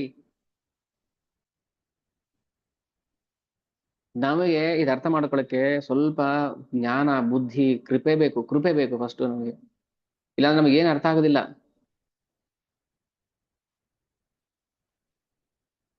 ಹೆಂಗ ಅರ್ಥ ಮಾಡ್ಕೊಳ್ಳೋದು? ಹ್ಮ್ ನಿಧಾನಕ್ಕೆ ಕೂತ್ಕೊಂಡು ಯೋಚನೆ ಮಾಡಿದಾಗ ಅರ್ಥ ಆಗುತ್ತೆ.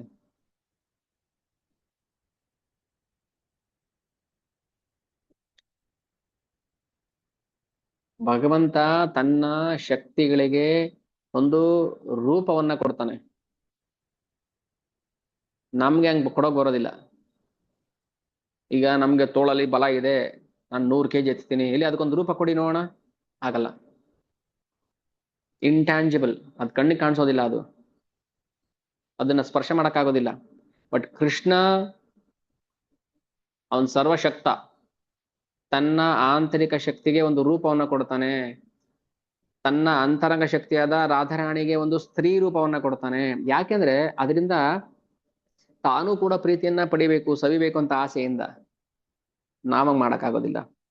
ಅದಕ್ಕೆ ನಾವು ಭಗವಂತನ ಅರ್ಥ ಮಾಡ್ಕೋಬೇಕಾದ್ರೆ ಫಸ್ಟ್ ನಾವು ಶರಣಾಗತಿಗೆ ಬರ್ಬೇಕು. ನನ್ಗೆ ಅರ್ಥ ಮಾಡಿಸಿ ಕೃಷ್ಣ, ನನ್ಗೆ ಅರ್ಥ ಮಾಡಿಸು, ನಾನು ದಡ್ಡ ಇದ್ದೀನಿ, ನಾನು ಅಜ್ಞಾನಿ ಇದ್ದೀನಿ, ನನ್ಗೆ ಗೊತ್ತಾಗ್ತಾ ಇಲ್ಲ.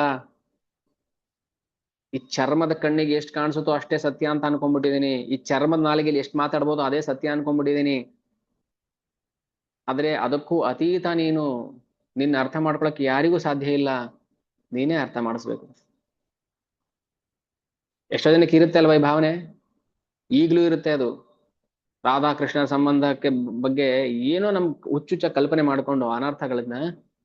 ಅದಕ್ಕೆ ನಮ್ಗೆ ನಾವು ಉದ್ಧಾರ ಆಗ್ತಾ ಇಲ್ಲ, ಭಕ್ತಿ ಬೆಳೀತಾ ಇಲ್ಲ ನಮ್ಗೆ. ಭಕ್ತಿ ಹಂಗೆ ಒಣಗೋಗ್ತಾ ಇದೆ ಒಳಗಡೆ. ಅಪರಾಧ, ಭಗವಂತನ ಮೇಲೆ ನಾವು ಅಪರಾಧ ಮಾಡ್ತಾ ಇದೀವಿ.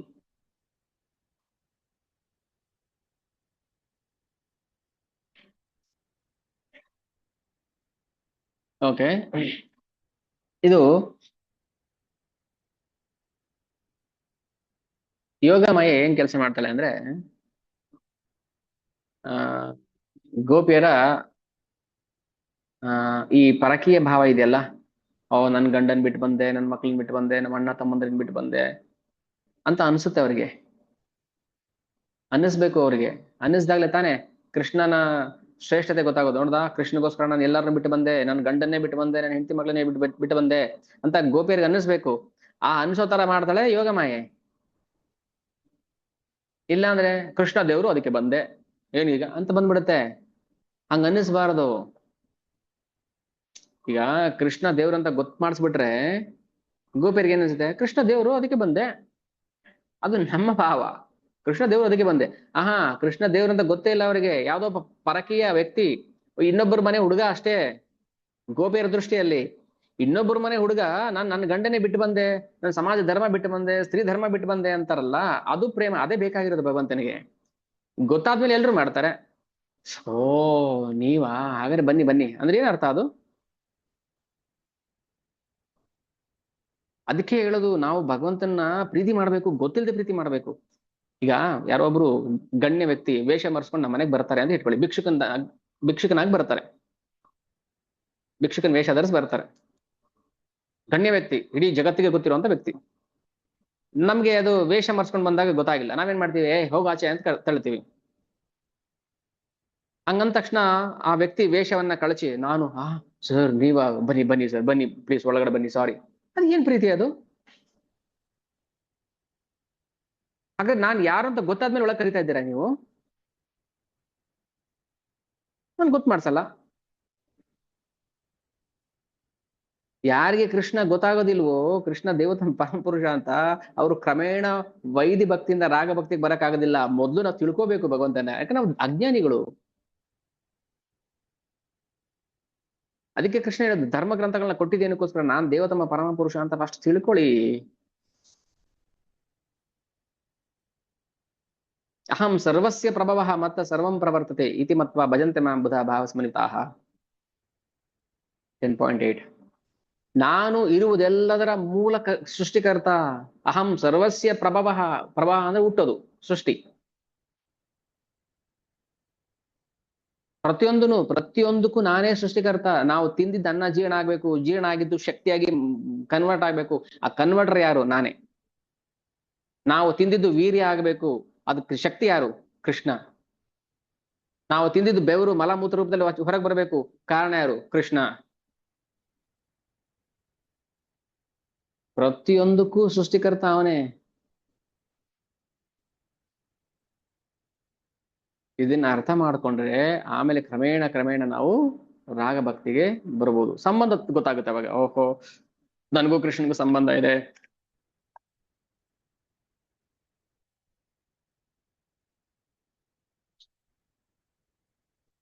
ಆ ಸಂಬಂಧ ಶಾಶ್ವತ ಸಂಬಂಧ. ಇವತ್ತು ಹೋಗಿ ನಾಳೆ ಬರುವಂತದ್ದು ಅಥವಾ ಇವತ್ತು ಟೆಂಪ್ರರಿ ಸಂಬಂಧ ಅಲ್ಲ, ಅದು ಅದು ಶಾಶ್ವತ ಸಂಬಂಧ. ಹೀಗೆ ಗೋಲೋಕದಲ್ಲಿ, ಗೋಕುಲದಲ್ಲಿ ಅಂದ್ರೆ ವೃಂದಾವನದಲ್ಲಿ ಕೃಷ್ಣ ಅನಂತ ಲೀಲೆಗಳನ್ನ ಮಾಡ್ತಿರ್ತಾನೆ, ನಿತ್ಯ ಲೀಲೆಗಳನ್ನ ಮಾಡ್ತಿರ್ತಾನೆ. ಈಗ್ಲೂ ಯಾವುದೋ ಬ್ರಹ್ಮಾಂಡದಲ್ಲಿ, ಈ ಬ್ರಹ್ಮಾಂಡ ಬಿಡಿ, ಇನ್ಯಾವುದೋ ಬ್ರಹ್ಮಾಂಡದಲ್ಲಿ, ಅಲ್ಲಿ ಶತಮುಖ ಬ್ರಹ್ಮ ಇರ್ಬೋದು, ಆ ಬ್ರಹ್ಮಾಂಡದಲ್ಲಿ ಅಲ್ಲೂ ಗೋಪಿಯರ ಜೊತೆ ಇನ್ಯಾವುದೋ ಒಂದು ಯುಗದಲ್ಲಿ, ಇವಾಗ ಇಲ್ಲಿ ಕಲಿಯುಗ ಇರ್ಬೋದು, ಇನ್ಯಾವುದೋ ಬ್ರಹ್ಮಾಂಡ ಇನ್ಯಾವುದೋ ಯುಗ ಇರ್ಬೋದು, ಅಲ್ಲಿ ಲೀಲೆ ಮಾಡ್ತಾನೆ, ನಿತ್ಯ ಲೀಲೆ ಮಾಡ್ತಾ ಇರ್ತಾನೆ. ಇವಾಗಲೂ ನರಸಿಂಹ ಯಾರ್ದು ಹಿರಣ್ಯಕಶಿಪು ಎದೆ ಬಗಿತಿರ್ಬೋದು,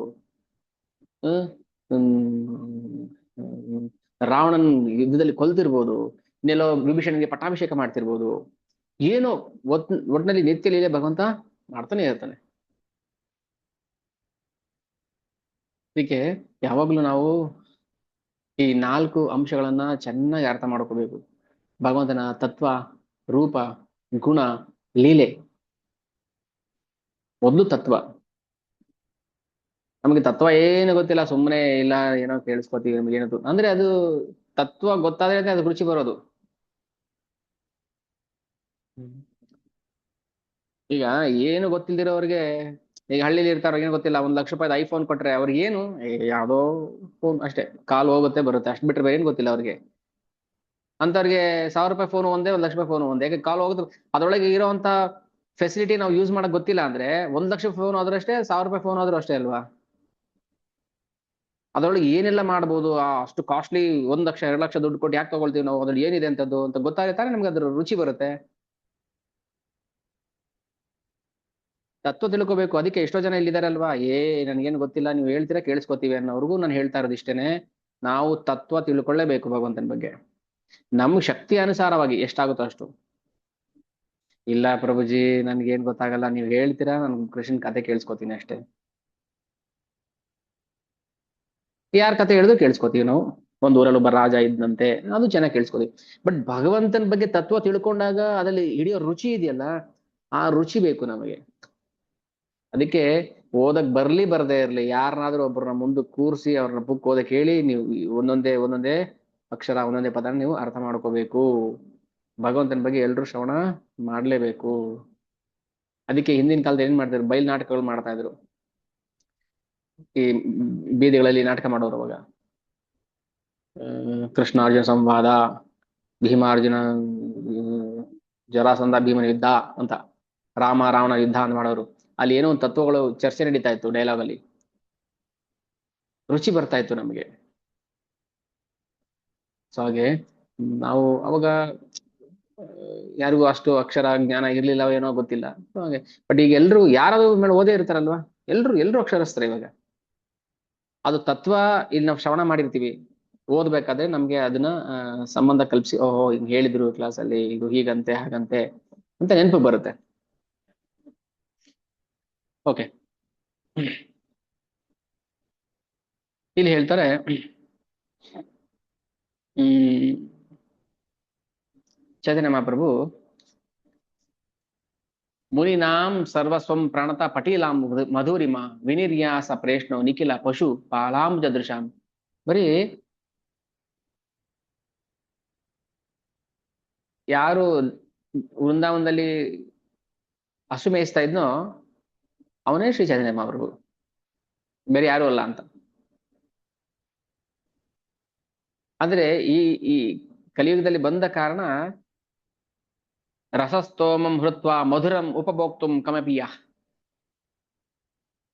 ರಸ ರಸಸ್ತೋಮಂ ಹೃತ್ವ ಮಧುರಂ, ಆ ಹೃದಯದಲ್ಲಿರುವಂತಹ ಪ್ರೇಮದ ರಸವನ್ನ ಉಪಭೋಕ್ತುಂ, ಎಂಜಾಯ್ ಮಾಡಬೇಕು ಅಂತ ಬಂದಿದ್ದು.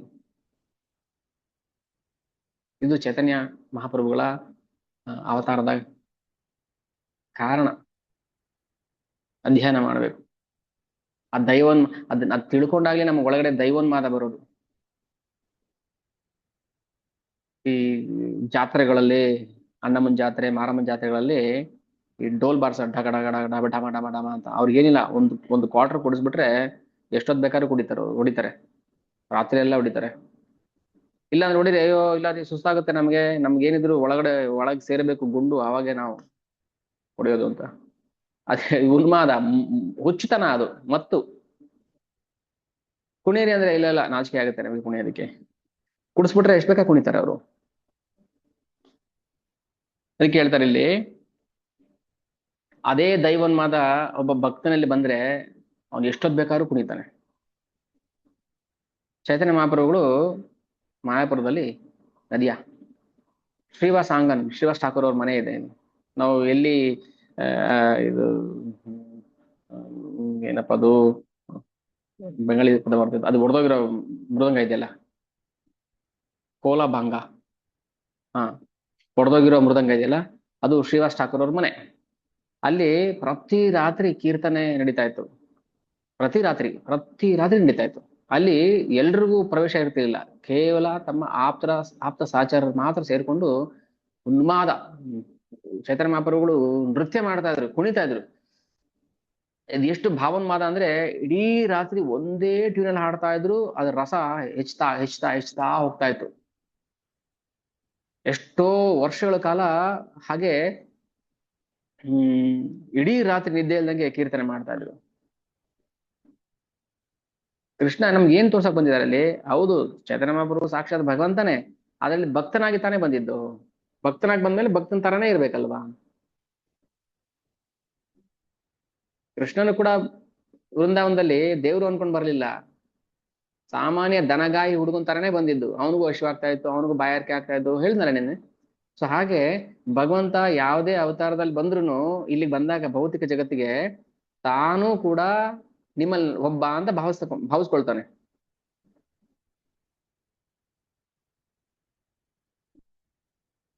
ಇಡೀ ರಾತ್ರಿ ಕೀರ್ತನೆ ತೊಡಗ್ತಾ ಇದ್ರು, ಅಲ್ಲಿಂದನೇ ಪ್ರಚಾರ ಆಗಿದ್ದು ಹರಿನಾಮ ಸಂಕೀರ್ತನೆ, ಇಡೀ ಜಗತ್ತಿಗೆ ಪ್ರಚಾರ ಆಯಿತು. ಸರ್ವತ್ರ ಪ್ರಚಾರ ಹೋಯ್ಬೆ ಮೋರ ನಾಮ, ಪೃಥಿವೀತೆ ಯಾಚೆ ಯಥಾ ನಗರಾದಿ ಗ್ರಾಮ, ಸರ್ವತ್ರ ಪ್ರಚಾರ ಹೋಯ್ಬೆ ಮೋರ ನಾಮ. ಇಡೀ ಭೂಮಿಯ ಗಲ್ಲಿಗಳಲ್ಲಿ ನನ್ನ ನಾಮ ಪ್ರಚಾರ ಆಗ್ಬೇಕು ಅಂತ ನಾಂದಿ ಹಾಕಿದ್ದು ಭಗವಂತ. ಕಲಿಯುಗದ ಧರ್ಮವನ್ನ ಪ್ರತಿಷ್ಠಾಪನೆ ಮಾಡೋಕ್ಕೋಸ್ಕರ ಬಂದಿದ್ದು ಭಗವಂತ. ಆ ಕಲಿಯುಗದ ಧರ್ಮನೇ ಹರೇ ಕೃಷ್ಣ ಮಹಾಮಂತ್ರ.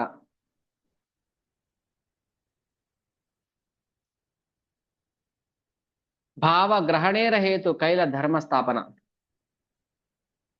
ಧರ್ಮ ಸ್ಥಾಪನೆ ಮಾಡೋಕ್ಕೋಸ್ಕರ ಆ ಭಾವವನ್ನ ನಾನು ಆಹ್ವಾನ ಮಾಡ್ಕೋಬೇಕು. ಆ ಭಾವನೆಯನ್ನ ಸ್ವೀಕಾರ ಮಾಡಬೇಕು ಭಗವಂತ.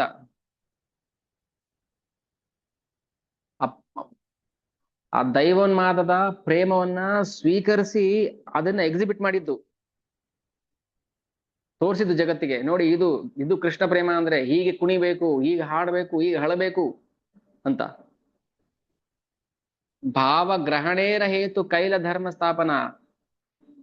ನಾವು ಮನೆಯಲ್ಲಿ ಆ ಮಕ್ಕಳಿಗೆ ಪಾಠ ಮಾಡ್ಬೇಕಾದ್ರೆ, ಅದು ಮಕ್ಕಳಿಗೆ ನಾವು ಮಾದರಿ ಆಗ್ಬೇಕಾದ್ರೆ, ನಾವು ಮಕ್ಕಳ ತರನೇ ಆಡ್ಬೇಕು ಅವ್ರ ಹತ್ರ, ಅಲ್ವಾ? ಟೀಚರು ಮಕ್ಕಳಿಗೆ ಪಾಠ ಹೇಳ್ಕೊಡ್ಬೇಕಾದ್ರೆ ತಾವು ಮಕ್ಕಳ ತರ ಬಿಹೇವ್ ಮಾಡ್ಬೇಕು.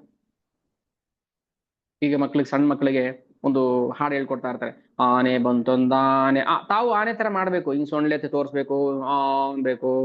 ಮಕ್ಳಿಗೆ ಅರ್ಥ ಮಾಡ್ಸಕ್ಕೆ ತಾವು ಕೂಡ ಮಕ್ಕಳಾಗ್ಬೇಕು. ಭಾವ ಗ್ರಹಣೇರ ಹೇತು ಕೈಲ ಧರ್ಮ ಸ್ಥಾಪನ. ಇಲ್ಲ ಮಕ್ಕಳಿಗೆ ನಾವು ಹೇಳ್ಕೊಡಕ್ ಆಗೋದಿಲ್ಲ. ಟೀಚರ್ ಆನೆ ಅಂದ್ರೆ ಹೆಂಗಿರುತ್ತೆ ತೋರಿಸಿ, ತೋರ್ಸುದೇನೆ ಗೊತ್ತಾಗೋದು ಮಕ್ಕಳಿಗೆ. ಅದನ್ನೇ ಹೇಳಿದ್ದು. ನ ಬುದ್ಧಿ ಭೇದಂ, ಕೃಷ್ಣ ಗೀತೆಯಲ್ಲಿ, ನ ಬುದ್ಧಿ ಭೇದಂ ಜನಯೇತ್ ಅಜ್ಞಾನಂ ಕರ್ಮ ಸಂಗಿನಾಂ ಜೋಷಯೇತ್ ಸರ್ವ ಕರ್ಮಾಣಿ ವಿದ್ವಾನ್ ಯುಕ್ತ ಸಮಾಚಾರ.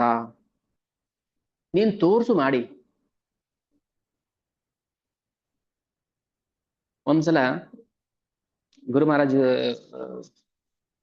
ಕಿಚನ್ ಕ್ಲೀನ್ ಮಾಡ್ತಾ ಇದ್ವಿ. ಆ ಸೇವೆ ನಾನ್ ಮಾಡ್ತಾ ಇದ್ದೆ. ನಾನು ಇಷ್ಟ ಬಂದಂಗೆ ಮಾಡ್ತಾ ಇದ್ದೆ. ಏನು ಮಾಪ್ ತಗೊಳ್ಳೋದು, ಕ್ಲೀನ್ ಮಾಡೋದು. ಹಾ, ಒಬ್ಬ ಡಿವೋಟಿ ಬಂದ್ರು, ಅವ್ರಂದ್ರೆ ಅವ್ರ ಸೆಕ್ರೆಟರಿ ಅಸಿಸ್ಟೆಂಟ್ ಬಂದ್ರು.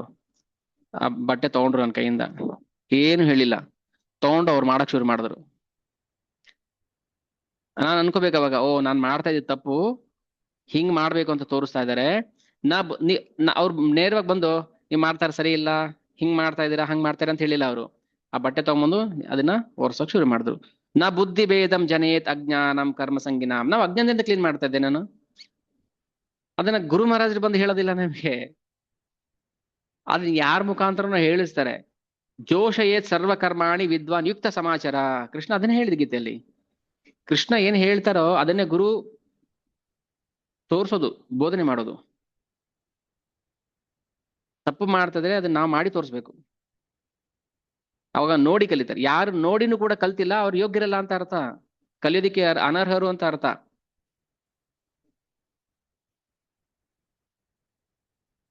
ಅದನ್ನ ಇಲ್ಲಿ ಕವಿರಾಜ ಕೃಷ್ಣದಾಸ ಗೋಸ್ವಾಮಿ ಕಲಿತಿದ್ದಾರೆ. ತಾರ ಮುಖ್ಯ ಹೇತು ಕೈ ಶುನ ಸರ್ವ ಜನ. ಈ ಯುಗದ ಜನರಿಗೋಸ್ಕರ ಭಗವಂತನೇ ಭಕ್ತನಾಗಿ ಬಂದು ಏನ್ ಮಾಡ್ಬೇಕು ಅದು ಮಾಡಿದ, ತೋರಿಸ್ದ ಜನಕ್ಕೆ ಹೀಗೆ ಮಾಡ್ಬೇಕಪ್ಪ ಅಂತ. ಅದನ್ನೇ ಫಾಲೋ ಮಾಡ್ಬೇಕು.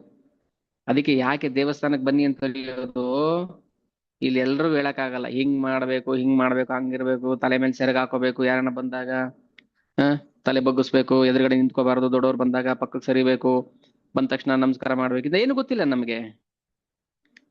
ಯಾರಿಗೆ ಪ್ರಣಾಮ ಮಾಡ್ಬೇಕು, ಏನ್ ಮಾಡ್ಬೇಕು, ಕ್ಲಾಸ್ ಮಧ್ಯೆಯಲ್ಲಿ ಮಾತಾಡ್ಬೇಕೋ ಬೇಡವೋ, ಕ್ಲಾಸ್ ಮಧ್ಯೆಯಲ್ಲಿ ಎದ್ದೋಗ್ಬೇಕೋ ಬೇಡವೋ, ಅದೆಲ್ಲ ನಾವು ನೋಡಿ ಕಲಿಬೇಕು. ಅದು ಹೇಳಿದ್ರೆ ಬರುವಂತದ್ದಲ್ಲ.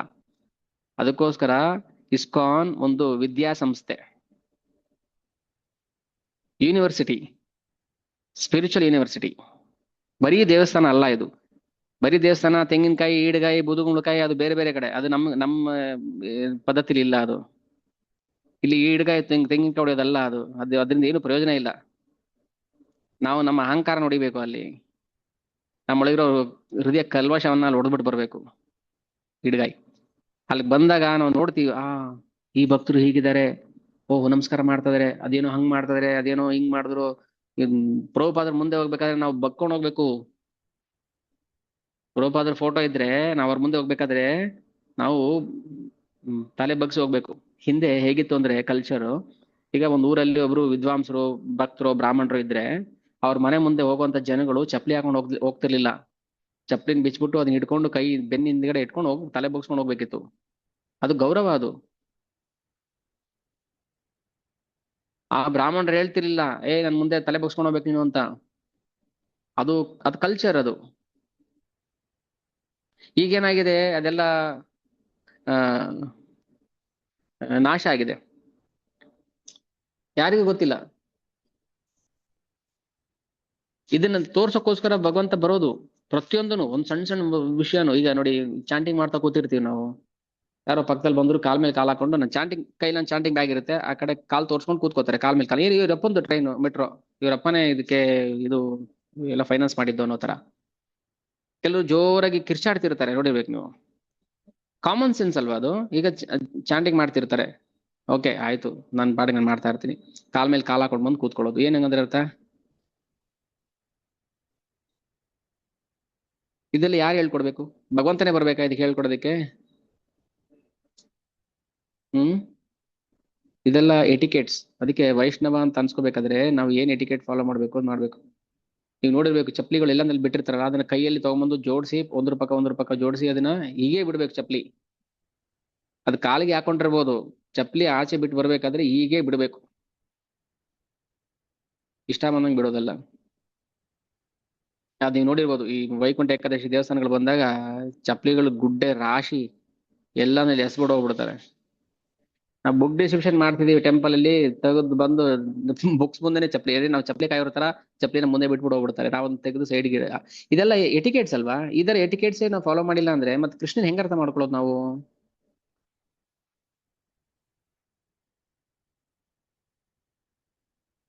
ಭಾವಗ್ರಹಣೇರ ಹೇತು ಕೈಲ ಧರ್ಮ ಸ್ಥಾಪನಾ. ಅದಕ್ಕೋಸ್ಕರ ಭಗವಂತ ಏನ್ ಮಾಡ್ತಾನೆ, ಅಲ್ಲಲ್ಲಲ್ಲಿ ಎಲ್ಲಾ ಕಡೆ ಭಕ್ತರನ್ನ ಬಿಟ್ಬಿಡ್ತಾನೆ, ಹೋಗ್ರಿ ಪ್ರಚಾರ ಮಾಡ್ರಿ, ಹೇಳ್ಕೊಡಿ. ಪ್ರಭುಪಾದರು ಲಿಟ್ರಲಿ ಟಾಯ್ಲೆಟ್ಗೆ ಹೋಗಿ ಬಂದ್ಮೇಲೆ ಕೈಯೇ ತೊಳ್ಕೊಬೇಕು ಅಂತಾನು ಹೇಳ್ಕೊಟ್ಟಿದ್ದಾರೆ ಅವ್ರಿಗೆ. ಅದೇನ್ ಟಿಶ್ಯೂ ಪೇಪರ್, ಅದ್ ನಮ್ ಕಲ್ಚರ್ ಅಲ್ಲ, ಅದು ಕೈಯಲ್ಲೇ ತೊಳ್ಕೊಬೇಕು, ತೊಳ್ಕೊಂಡ್ ಬಂದು ಸ್ನಾನ ಮಾಡ್ಬೇಕು. ಒಬ್ಬ ಸನ್ಯಾಸಿ ಡಿವೋಟಿ ಅದನ್ನ ಒಂದು ಲೆಕ್ಚರ್ ಹೇಳ್ತಾ ಇದ್ರು. ಏನು ಗೊತ್ತಿಲ್ಲ ನಮಗೆ, ನಮ್ಗೆ ಏನು ಗೊತ್ತಿಲ್ಲ, ಅದೆಲ್ಲ ಹೇಳ್ಕೊಟ್ರು ನಮ್ಗೆ. ಧರ್ಮ ಸ್ಥಾಪನೆ ಅಂದ್ರೆ ಇದು ಒಂಥರ ಇದೆ. ಎಟಿಕೇಟ್ಸ್ ಸಾವಿರಾರು ಎಟಿಕೇಟ್ಸ್ ಇದೆ. ಅದನ್ನೆಲ್ಲ ಪ್ರಭುಪಾದರು ನಮ್ ಶಿಷ್ಯಂದ್ರಿಗೆ ಮನೆ ಒರೆಸ್ಬೇಕಾದ್ರೆ ಹೇಳ್ದಲ್ಲ ಆಗ್ಲೇ, ಮನೆ ಕಿಚನ್ ರೂಮ್ ಒರೆಸ್ಬೇಕಾದ್ರೆ ಹೀಗೆ ಒರೆಸ್ಬೇಕು. ಹೇಗೆ ಎಸ್ ಎಸ್ ಬರಿತೀವಲ್ಲ ನಾವು ಇಂಗ್ಲಿಷ್ ಅಲ್ಲಿ, ಆ ತರ ಹಾಗೆ ಮಾಡ್ಬೇಕು, ಒಂದ್ ಕಡೆಯಿಂದ ಒರೆಸ್ಕೊಂಡು ಬರ್ಬೇಕು. ಕಿಚನ್ ಸ್ಲಾಬ್ ಒರೆಸಿರೋ ಬಟ್ಟೆಲೆ ಮತ್ತೆ ನೆಲ ಒರೆಸಬಾರ್ದು, ನೆಲ ಒರೆಸಿರೋ ಬಟ್ಟೆಲೆ ಕಿಚನ್ ಸ್ಲಾಬ್ ಒರೆಸಬಾರ್ದು. ಯಾಕಂದ್ರೆ ಅಲ್ಲಿ ಭಗವಂತನಿಗೆ ನಾವು ತರಕಾರಿ ಕಟ್ ಮಾಡ್ತಿರ್ತೀವಿ, ಅಡಿಗೆ ಮಾಡಿದ ಪಾತ್ರೆಯಲ್ಲಿ ಬಡಿಸ್ಕೋಬಾರ್ದು, ಮುಟ್ಬಾರ್ದು ಅದನ್ನ ಎಂಜಿಲ್ ಕೈಯಲ್ಲಿ. ಅಡಿಗೆ ಮಾಡಿರ್ತೀವಲ್ಲ ಭಗವಂತನಿಗೆ ಪಾತ್ರೆ, ಅದೇ ಪಾತ್ರೆಯಲ್ಲಿ ಬಡಿಸ್ಕೋಬಾರ್ದು, ಎಂಜಿಲ್ ಕೈಯಲ್ಲಿ ಮುಟ್ಬಾರ್ದು ಅದನ್ನ ಅಂತ. ಅದಕ್ಕೆ ಸಪ್ರೇಟ್ ಇಡಬೇಕು. ಧೋತಿ ಕುರ್ತಾ ಹಾಕಿಲ್ಲ ಅಂದ್ರೆ ಅವರು ಅಡಿಗೆ ಮನೆಗೆ ಹೋಗಂಗಿಲ್ಲ. ಆಲ್ಟರ್ಗೆ ಬರೋದಲ್ಲ, ದೇವ್ರ ಮನೆ, ಆ, ಪೂಜಾ ಮನೆಗೆ ಬರೋದಲ್ಲ, ಅಡಿಗೆ ಮನೆಗೆ ಹೋಗಂಗಿಲ್ಲ ಧೋತಿ ಕುರ್ತಾ ಹಾಕಿಲ್ಲ ಅಂದ್ರೆ. ಇದೆಲ್ಲ ಎಟಿಕೇಟ್ಸ್ ನಾವು ಫಾಲೋ ಮಾಡ್ಬೇಕಾಗಿರುವಂತದ್ದು. ಓಕೆ, ಸೊ ಇದೆಲ್ಲ ಹೇಳ್ತಾರೆ, ಮತ್ತೆ ಟಾಪಿಕ್ ಎಲ್ಲೋ ಹೋಗುತ್ತೆ ಇದು. ಈಗ ಮತ್ತೆ ಪ್ರೇಮ ಸುಧೆಗೆ ಬರೋಣ. ರಾಧಾ ಕೃಷ್ಣ ಪ್ರಣಯ ವಿಕೃತಿರ್ ಲಾದಿನಿ ಶಕ್ತಿರಸ್ಮಾದ್. ರಾಧಾ ಕೃಷ್ಣರು ಪ್ರಣಯ ವಿಕೃತಿರ್ ಹಾದಿ. ವಿಕೃತಿ ಅಂದ್ರೆ ಆ, ಬದಲಾವಣೆ ಆಗುವಂಥದ್ದು. ಪ್ರಣಯ ವಿಕೃತಿ ಲಾದಿನಿ ಶಕ್ತಿರಸ್ಮಾದ್. ಸೊ ರಾಧಾರಾಣಿ ಯಾರು ಅಂದ್ರೆ ಭಗವಂತನ ಲಾದಿನಿ ಶಕ್ತಿಯ ವಿಕೃತಿ, ಪರಿವರ್ತನೆ. ಅದಕ್ಕೆ ಒಂದು ಸ್ತ್ರೀ ರೂಪವನ್ನ ಕೊಟ್ಟ, ಸುಂದರವಾದ ಸ್ತ್ರೀ ರೂಪವನ್ನೇ ಕೊಟ್ಟ ಭಗವಂತ. ಆ ರೂಪಕ್ಕೆ ಅಂದ್ರೆ ರಾಧಾರಾಣಿಯ ರೂಪಕ್ಕೆ ತಾನೇ ಮರಳಾದ. ಏಕಾತ್ಮನಾವಪಿ ಭುವಿ ಪುರ ದೇಹ ಭೇದಂ ಗತವತು. ಏಕಾತ್ಮನಾವ್, ಒಬ್ಬನೇ, ಒಂದೇ ಆತ್ಮ,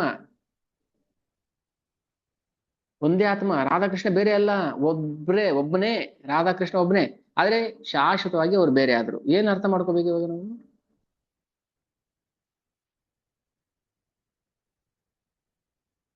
ಏನ್ ಅರ್ಥ ಆಯ್ತು? ಹೆಂಗ್ ಅರ್ಥ ಮಾಡ್ಕೊಳ್ಳೋದು? ಪದಗಳ ಅರ್ಥ ಆಗಿರ್ಬೋದು, ಅದನ್ನ ಅನುಸಂಧಾನ ಮಾಡಿ ಅನುಭಾವಿಸಿ ಹೇಗೆ ಅಂತ. ಪದಗಳ ಅರ್ಥ ಆಗುತ್ತೆ, ಒಂದೇ ಆತ್ಮ ಎರಡು ದೇಹ ಅಂತ. ಹೇಗೆ ಒಂದೇ ಆತ್ಮ ಎರಡು ದೇಹ ಆಗುತ್ತೆ? ಎರಡು ದೇಹ ಅಂದ್ರೆ ಎರಡು ಆತ್ಮ ಇರ್ಬೇಕಲ್ವಾ? ಈಗ ನಾನೊಂದ್ ದೇಹ, ನನ್ ಮಗು ಒಂದ್ ದೇಹ, ಅದೊಂದು ಆತ್ಮ, ಅದು ಈ ಎರಡು ಆತ್ಮ. ರಾಧಾಕೃಷ್ಣ ಹೆಂಗ್ ಏಕಾತ್ಮನಾವಪಿ, ಹೇಗೆ ಅವ್ರು ಶಾಶ್ವತವಾಗಿ ಎರಡು ಆಗ್ಬಿಟ್ರು? ಮತ್ತೆ ಅರ್ಥ ಆಗ್ಲಿಲ್ಲ ನಮ್ಗೆ ರಾಧಾ ಭಾವ. ಅದಕ್ಕೆ ರಾಧಾ ಭಾವ ಬಂದಾಗ ಅರ್ಥ ಆಗುತ್ತೆ, ಕೃಷ್ಣಗೂ ಅರ್ಥ ಆಗಿಲ್ಲ ಅದು ಹೇಗೆ ಅಂತ. ಎಷ್ಟು ದೊಡ್ಡದಲ್ವಾ ಪ್ರೇಮ ಹಾಗಾದ್ರೆ, ಭಕ್ತಿ ಎಷ್ಟು ದೊಡ್ಡದು ಅಲ್ವಾ ಹಾಗಾದ್ರೆ. ಭಗವಂತನೂ ಕೂಡ ಮರಳು ಮಾಡುವಂತಹ ಶಕ್ತಿ ಇದೆ ಅದಕ್ಕೆ, ಶಕ್ತಿಗೆ, ರಾಧಾರಾಣಿಗೆ. ಮತ್ತೆ ರಾಧಾರಾಣಿ ಶ್ರೇಷ್ಠ ಅಲ್ವಾ ಹಾಗಾದ್ರೆ. ರಾಧಾರಾಣಿ ಇಲ್ದೆ ನಾವು ಹೇಗೆ ಕೃಷ್ಣ ಪೂಜೆ ಮಾಡ್ಬೇಕು? ಯಾವ ಸಂಪ್ರದಾಯದಲ್ಲಿ ರಾಧಾರಾಣಿ ಬಿಟ್ಟು ಕೃಷ್ಣ ಪೂಜೆ ಮಾಡ್ತಾರೆ ನೋಡಿ. ರಾಧಾರಾಣಿ ಜೊತೆಗೆ ಯಾರು ಮಾಡ್ತಾರೆ ಸೇವೆ, ಭಕ್ತಿ, ಪೂಜೆ? ನಾವ್ ಯಾರಿಗೂ ಹೋಲಿಕೆ ಮಾಡಿ ಹೇಳ್ತಾ ಇಲ್ಲಪ್ಪ. ಕೆಲವರು ಮಾಧವದವರು ಕೃಷ್ಣನ ಭಕ್ತಿ ಮಾಡ್ತಾರೆ, ಆಯ್ತು ಭಗವಂತ. ನಿಮ್ಗೂ ಶ್ರೀ ಸಂಪ್ರದಾಯದವರು ಲಕ್ಷ್ಮೀನಾರಾಯಣರ ಪೂಜೆ ಮಾಡ್ತಾರೆ. ಆಮೇಲೆ ಸ್ಮಾರ್ತರು ಶಿವ ಪಾರ್ವತಿಯರ ಪೂಜೆ ಮಾಡ್ತಾರೆ. ಆದ್ರೆ ಎಲ್ಲದಕ್ಕೂ ಮೂಲ ರಾಧಾಕೃಷ್ಣ ಅವ್ರನ್ನೇ ನಾವು ಬಿಟ್ಬಿಡ್ತೀವಿ. ಕೃಷ್ಣನ ಒಬ್ಬನೇ ಇಡಬಾರ್ದು. ಕೃಷ್ಣ ಒಬ್ಬನೇ ಇರೋದಿಲ್ಲ.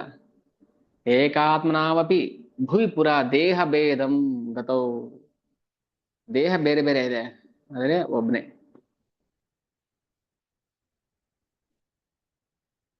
ನೋಡಿ ನಮ್ಮ ದೇಹದಲ್ಲಿ ಎಷ್ಟು ಅಂಗಗಳಿದೆ, ಕೈ, ಕಾಲು, ತಲೆ. ಸಪರೇಟ್ ಮಾಡಿ ಇಟ್ರೆ ಏನಾಗುತ್ತೆ? ಹ್ಮ್ ಕೈ ಈಗ ನೋಡಿ ದೇಹದ ಜೊತೆಲೇ ಇದೆ, ಆಡ್ತಾ ಇದೆ. ಕೈ ಸಪರೇಟ್ ಮಾಡಿಟ್ರೆ ರಾಧಾ ಭಾವ ದಿತಿ ಸುವಲಿತಂ ನವಮಿ ಕೃಷ್ಣ ಸ್ವರೂಪಂ ನಮಾಮಿ. ನವಮಿ ನಾವು ನೋಮ್ತೀವಿ. ಏನ್ ನೋಮ್ತೀವಿ ಅಂದ್ರೆ ಏನರ್ಥ? ನಮಸ್ಕಾರ ಮಾಡ್ತೀವಿ ಅಂತ ನವಮಿ. ಯಾರಿಗೆ ನೋಮ್ತೀವಿ ನಾವು? ಯಾರ್ಯಾರಿಗೋ ಸಿಕ್ಸಿದ್ರಲ್ಲಿ ನೋಮ್ಕೊಂಬಂದ್ಬಿಡ್ತೀವಿ. ನಮಸ್ಕಾರ ಸರ್, ಸರ್ ನಮಸ್ಕಾರ ಸರ್ ಅಂತ. ನವಮಿ ಕೃಷ್ಣ ಸ್ವರೂಪಂ. ಕೃಷ್ಣ ಸ್ವರೂಪಂ ಅಂದ್ರೆ ಚೈತನ್ಯ ಮಹಾಪ್ರಭು. ಚೈತನ್ಯ ಮಹಾಪ್ರಭುಗಳಿಗೆ ನಾವು ನವಮಿ. ಫಸ್ಟ್ ಚೆನ್ನಾಗಿ ಅರ್ಥ ಮಾಡ್ಕೊಳ್ಳಿ, ನಮ್ಗೆ ಏನು ಗೊತ್ತಿಲ್ಲ ಅಂತ. ನಮ್ಗೇನು ಗೊತ್ತಿಲ್ಲ, ಆದ್ರೆ ಆಡೋದೆಂಗೆ ನಾವು, ನಮ್ಗೆಲ್ಲ ಗೊತ್ತಿದೆ ಅಂತ. ಅದನ್ನೇ ಅರ್ಜುನನ್ಗೆ ಹೇಳಿದ್ದು ಕೃಷ್ಣ. ಅಶೋಚ್ಯಾನ್ ಅನ್ವಶೋಚಸ್ತ್ವಂ ಪ್ರಜ್ಞಾವಾದಾಂಶ ಭಾಷಸೆ. ಓ, ದೊಡ್ಡ ಬುದ್ಧಿವಂತರ ಮಾತಾಡ್ತೀಯ ನೀನು. ದೊಡ್ಡ ಬುದ್ಧಿವಂತನ ನೀನು ಅಂತ ಛೇಡ್ಸೋತಾರ ಭಗವಂತ ನೋಡಿ ಭಕ್ತರನ್ನ. ಒಂದ್ ಸರಿ ದಾರಿಗೆ ತರೋದಕ್ಕೆ ಏನೆಲ್ಲ ಮಾಡ್ತಾನೆ. ಅಶೋಚ್ಯಾನ್ ಅನ್ವಶೋಚಸ್ತ್ವಂ ಪ್ರಜ್ಞಾವಾದಾಂಶ ಭಾಷಸೆ ಗತಾಸೂನ್ ಅಗತಾಸೂಂಶನ ಅನುಶೋಚಂತಿ ಪಂಡಿತಾ. ದೊಡ್ಡ ಪಂಡಿತನ ತರ ಮಾತಾಡ್ತೀಯ ನೀನು, ಬುದ್ಧಿವಂತನ ತರ. ಸೊ ನಾವು ಹಾಗೇನೆ, ಏನು ಗೊತ್ತಿಲ್ಲ ಅದೆಲ್ಲ ಗೊತ್ತು ಅನ್ನೋ ತರ ನಾವು ಬಿಹೇವ್ ಮಾಡ್ತೀವಿ. ಅದನ್ನೇ ಮಹಾಪ್ರಭು ಹೇಳಿದ್ದು, ತೃಣಾದಪಿ ಸುನೀಚೇನ. ನಾನು ಒಬ್ಬ ನೀಚ ಅಂತ ನಾವು ತಲೆ ಬಗ್ಸ್ಕೊಂಡು ಓಡಾಡ್ಬೇಕು. ಯಾರ ಮುಂದೆ ತಲೆ ಬಗ್ಸ್ಬಾರ್ದು, ಭಗವಂತನ ಮುಂದೆ. ಯಾರ ಮುಂದೆ ಯಾಕೆ ತಲೆ ಬಗ್ಸ್ಬೇಕು? ಹ್ಮ್ ನಮ್ ಸಾಹೇಬರು ಬಂದ್ರಪ್ಪ, ನಮ್ ನಾಯಕರು ಬಂದ್ರಪ್ಪ. ನಮ್ಮ ನಾಯಕ, ನಮ್ ಸಾಹೇಬ ಅವನೇ. ಸಾಹೇಬನ ಮುಂದೆ ಮಾತ್ರ ನಾವು ತಲೆ ಬಗ್ಸ್ಬೇಕು. ನವಮಿ ಶ್ರೀಕೃಷ್ಣ ಸ್ವರೂಪಂ. ಭಗವಂತ ನಿನಗೆ ಸಾಷ್ಟಾಂಗ ನಮಸ್ಕಾರಗಳು, ಶಿರಸಾಷ್ಟಾಂಗ ನಮಸ್ಕಾರಗಳು. ಕಂಡವ್ರಿಗೆಲ್ಲ ನಮಸ್ಕಾರ ಹೊಡೆದು ನಮಸ್ಕಾರಗಳೆಲ್ಲ ಖಾಲಿ ಆಗೋಯ್ತು. ದಿನಕ್ಕೆ 100 ನಮಸ್ಕಾರ ಖಾಲಿ ಮಾಡ್ಕೊಂಡ್ ಬಂದೀವಿ ನಾವು ಅಲ್ವಾ. ಸಿಗ್ದವ್ರಿಗೆಲ್ಲ ನಮಸ್ಕಾರ ನಮಸ್ಕಾರ ನಮಸ್ಕಾರ ನಮಸ್ಕಾರ ನಮಸ್ಕಾರ ಅಂತ. ಆದ್ರೆ ಭಗವಂತನಿಗೆ ಒಂದು ದಿನಾನು ನಾವು ಹೃದಯಪೂರ್ವಕ ನಮಸ್ಕಾರ ಹಾಕ್ಲಿಲ್ಲ. ಬನ್ರಿ, ಅದಕ್ಕೆ ದೇವಸ್ಥಾನಕ್ಕೆ ಬನ್ನಿ, ಸೆಂಟರ್ಗೆ ಬನ್ನಿ, ಎಷ್ಟು ಬೇಕಾದ್ರೆ ನಮಸ್ಕಾರ ಹಾಕಿ, ಇಡೀ ಕ್ಲಾಸ್ ಬೇಕಾದ್ರೆ ನಮಸ್ಕಾರ ಹಾಕೊಂಡು ಕೂತ್ಕೋಬಿಡಿ, ಪರವಾಗಿಲ್ಲ, ನಾನು ಕೇಳೋದಿಲ್ಲ. ಪ್ರಭು ಇವತ್ತು ಯಾಕೋ ನಾನು ಇಡೀ ಕ್ಲಾಸ್ ಪೂರ್ತಿ ನಮಸ್ಕಾರ ಹಾಕೋಬೇಕನ್ಸುತ್ತೆ, ಹಾಕೊಂಡು ಕೂತ್ಕೋಬಿಡಿ, ಏನು ಅಬ್ಜೆಕ್ಷನ್ ಇಲ್ಲ ನಮಗೆ. ಮಾಡ್ಬೇಕಾಗಿರೋದು ನಾವು ಅದನ್ನೇ ಬಿಟ್ಟು ಇನ್ನೆಲ್ಲ ಮಾಡ್ತಾ ಇದೀವಿ ನಾವು. ಅದು ಹೇಗ್ ಬರ್ಬೇಕು ನಮ್ಗೆ? ರಾಧಾ ಭಾವ ದಿತಿ ಸುವಲಿತಂ. ಪ್ರೇಮ ಭಾವದಲ್ಲಿ ಬರ್ಬೇಕು ನಮಸ್ಕಾರ. ಏನೋ ದುಡ್ಡು ಕಾಸು ಸಿಗುತ್ತೆ ಅಂದ್ಬಿಟ್ಟು ನಮಸ್ಕಾರ ಹಾಕೋದಲ್ಲ. ನಮಸ್ಕಾರ ಸಾರ್, ನೀವು ದೊಡ್ಡವ್ರು ಸಾರ್, ನೀವು ಅಂತವ್ರು ಸಾರ್, ಇಂಥ ಸಾರ್. ಏನ್ ಬೇಕಿದೆ ಹೇಳಿ ನಿನಗೆ? 100 ರೂಪಾಯಿ ಬೇಕಿತ್ತಾ? ತಗೋ. ಇಷ್ಟೆಲ್ಲ ನಾವು ಭಗವಂತನ ಮುಂದೆ ಮಾಡಬಾರ್ದು. ಅಷ್ಟು ಹೋಗಿ ತಲೆ ಬಗ್ಸ್ಬಿಟ್ಟು, ಅಪ್ಪಾ ಶಿವ, ತಂದೆ ಭಗವಂತ, ಶಿವ ಅಂದ್ರೆ ಕೃಷ್ಣನೇ ಅಲ್ಲಿ. ಏನಪ್ಪಾ ಇಂಥ ಮೂರ್ಖನ ಇನ್ನ ಬದುಕ್ಸಿದೀಯಾ? ಭೂಮಿಗೆ ಭಾರ ಆಗಿದ್ದೀನಲ್ಲ ನಾನು, ಏನೂ ಪ್ರಯೋಜನ ಇಲ್ಲ ನನ್ನಿಂದ. ಜಗತ್ತಿಗೆ ಒಂದು 3 ಪೈಸದ ಪ್ರಯೋಜನ ಆಗ್ತಿಲ್ವಲ್ಲ ನನ್ನಿಂದ. ಒಂದು ಗರಿಕೆ ಹುಲ್ಲಾದ್ರೂ ಪರವಾಗಿಲ್ಲ. ಅದು ಆ ಗರಿಕೆ ಹುಲ್ಲು ಕೀಟಗಳಿಗೆ ಆಹಾರ ಆಗ್ತದೆ. ನಾನು ಯಾರಿಗೆ ಆಹಾರ ಆಗ್ತಾ ಇದ್ದೀನಿ? ಮಲಮೂತ್ರ, ನನ್ನ ದೇಹವನ್ನ ತಿಂದಂತ ಹುಳಗಳ ಮಲಮೂತ್ರ ಹಾಕ್ತಾ ಇದ್ದೀನಿ ನಾನು. ಪ್ರಯೋಜನಕ್ಕೆ ಬರ್ಲಿಲ್ವಲ್ಲ ನಾನು ಯಾರಿಗೂ. ಇಟ್ಟರೆ ಸಗಣಿ ಆದೆ, ತಟ್ಟಿದರೆ ಬೆರಣಿ ಆದೆ, ಸುಟ್ಟರೆ ವಿಭೂತಿ ಆದೆ, ಏನು ಹೇಳ್ತಾರ, ನೀನ್ ಯಾರಿಗಾದೆ ಮಾನವ ಅಂತ.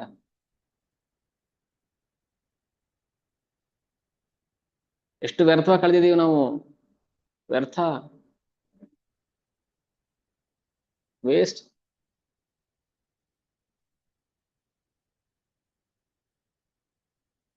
ಮೋಘ ಸಪಾರ್ಥ ಜೀವತಿ, ಬದುಕಿದ್ದು ನಾವು ವೇಸ್ಟ್. ಇದಕ್ಕೆ ಹೇಳೋದು ಬರಬೇಕು ಇಲ್ಲಿಗೆ, ಕೃಷ್ಣ ಪ್ರಜ್ಞೆ ಹಂತಕ್ಕೆ ಬರಬೇಕು, ಭಗವಂತನ ಆ ಸವಿಯನ್ನ ರಸವನ್ನ ಸವಿಬೇಕು. ರಾಧಾ ಕೃಷ್ಣ ಏಕ ಆತ್ಮ ದುಹಿ ದೇಹದರಿ, ಆದ್ರೆ ಅನ್ಯೋನ್ಯ ವಿಲಸೆ ರಸ ಆಸ್ವಾದನೆ ಕರಿ. ಅರೆ, ಒಬ್ರೇ ಅಂತ ಹೇಳ್ತೀರಾ, ಮತ್ತೆ ಇಬ್ರಾದ್ರಲ್ಲ. ಇಬ್ರಾಗಿದ್ದೇನಕ್ಕೋಸ್ಕರ, ಅನ್ಯೋನ್ಯೇ ವಿಲಸೆ ರಸ ಆಸ್ವಾದನ ಕರಿ. ನಾನು ರಸ ಆಸ್ವಾದನೆ ಎಂಜಾಯ್ ಮಾಡ್ಬೇಕು, ಅದಕ್ಕೆ ನಾನು ಎರಡಾದೆ.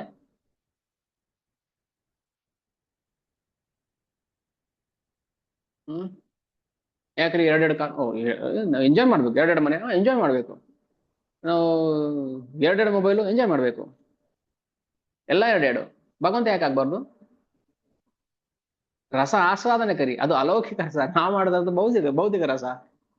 ರಾಧಾಕೃಷ್ಣ ಒಬ್ರೆ, ತನ್ನ ವಿಲಾಸಕ್ಕೋಸ್ಕರ ಭಗವಂತ ಎರಡು ದೇಹ ಧರಿಸ್ಬಿಡ್ತಾನೆ. ಸೊ ರಾಧಾರಾಣಿ ಕೃಷ್ಣನ ಅಂತರಂಗ ಶಕ್ತಿ. ಕೃಷ್ಣ ಶಕ್ತಿಯ ಅಪರಾವತಾರ. ಅಸಂಖ್ಯಾತ ಶಕ್ತಿಗಳಿದೆ ಭಗವಂತನಿಗೆ, ಒಂದಲ್ಲ ಎರಡಲ್ಲ, ಅಸಂಖ್ಯಾತ ಶಕ್ತಿಗಳಿದೆ. ಆ ಶಕ್ತಿಯ ಒಂದು ಸಣ್ಣ ತುಣುಕು ಅಷ್ಟೇ ಇಡೀ ಭೌತಿಕ ಜಗತ್ತು.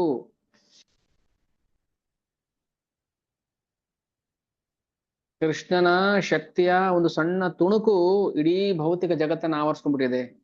ಅಥವಾ ಬಹುನೈತೇನ ಕಿಂಚಾತೇನ ತವಾರ್ಜುನ ವಿಷ್ಟಭ್ಯಹಮಿದಂ ಕೃತ್ಸ್ನಂ ಏಕಾಂಶೇನ ಸ್ಥಿತೋ ಜಗತ್ತು. ಭಗವಂತನ ವೈಭವ, ಭಗವಂತನ ವಿಲಾಸ ಎಲ್ಲ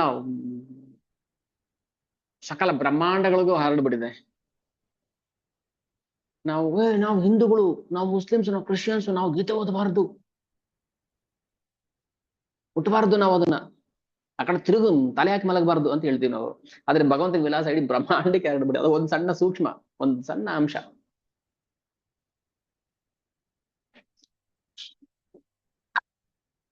ಹೀಗೆ ಭಗವಂತ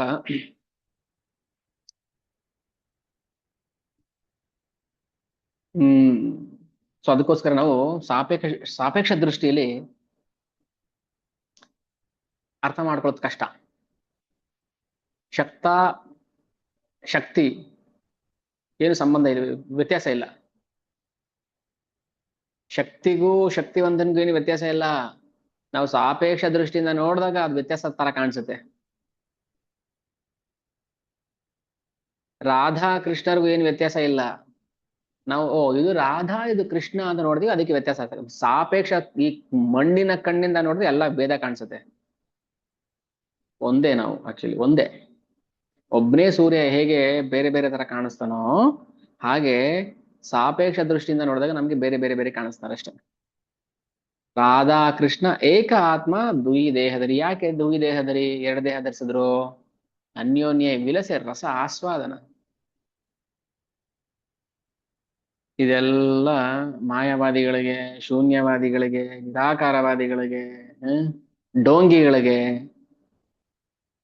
ಕಳ್ಳ ಸಾಧುಗಳಿಗೆ, ಮೂರ್ಖರಿಗೆ, ಅಜ್ಞಾನಿಗಳಿಗೆ, ಚಂಡಾಳರಿಗೆ ಅರ್ಥವಾಗುವುದಿಲ್ಲ.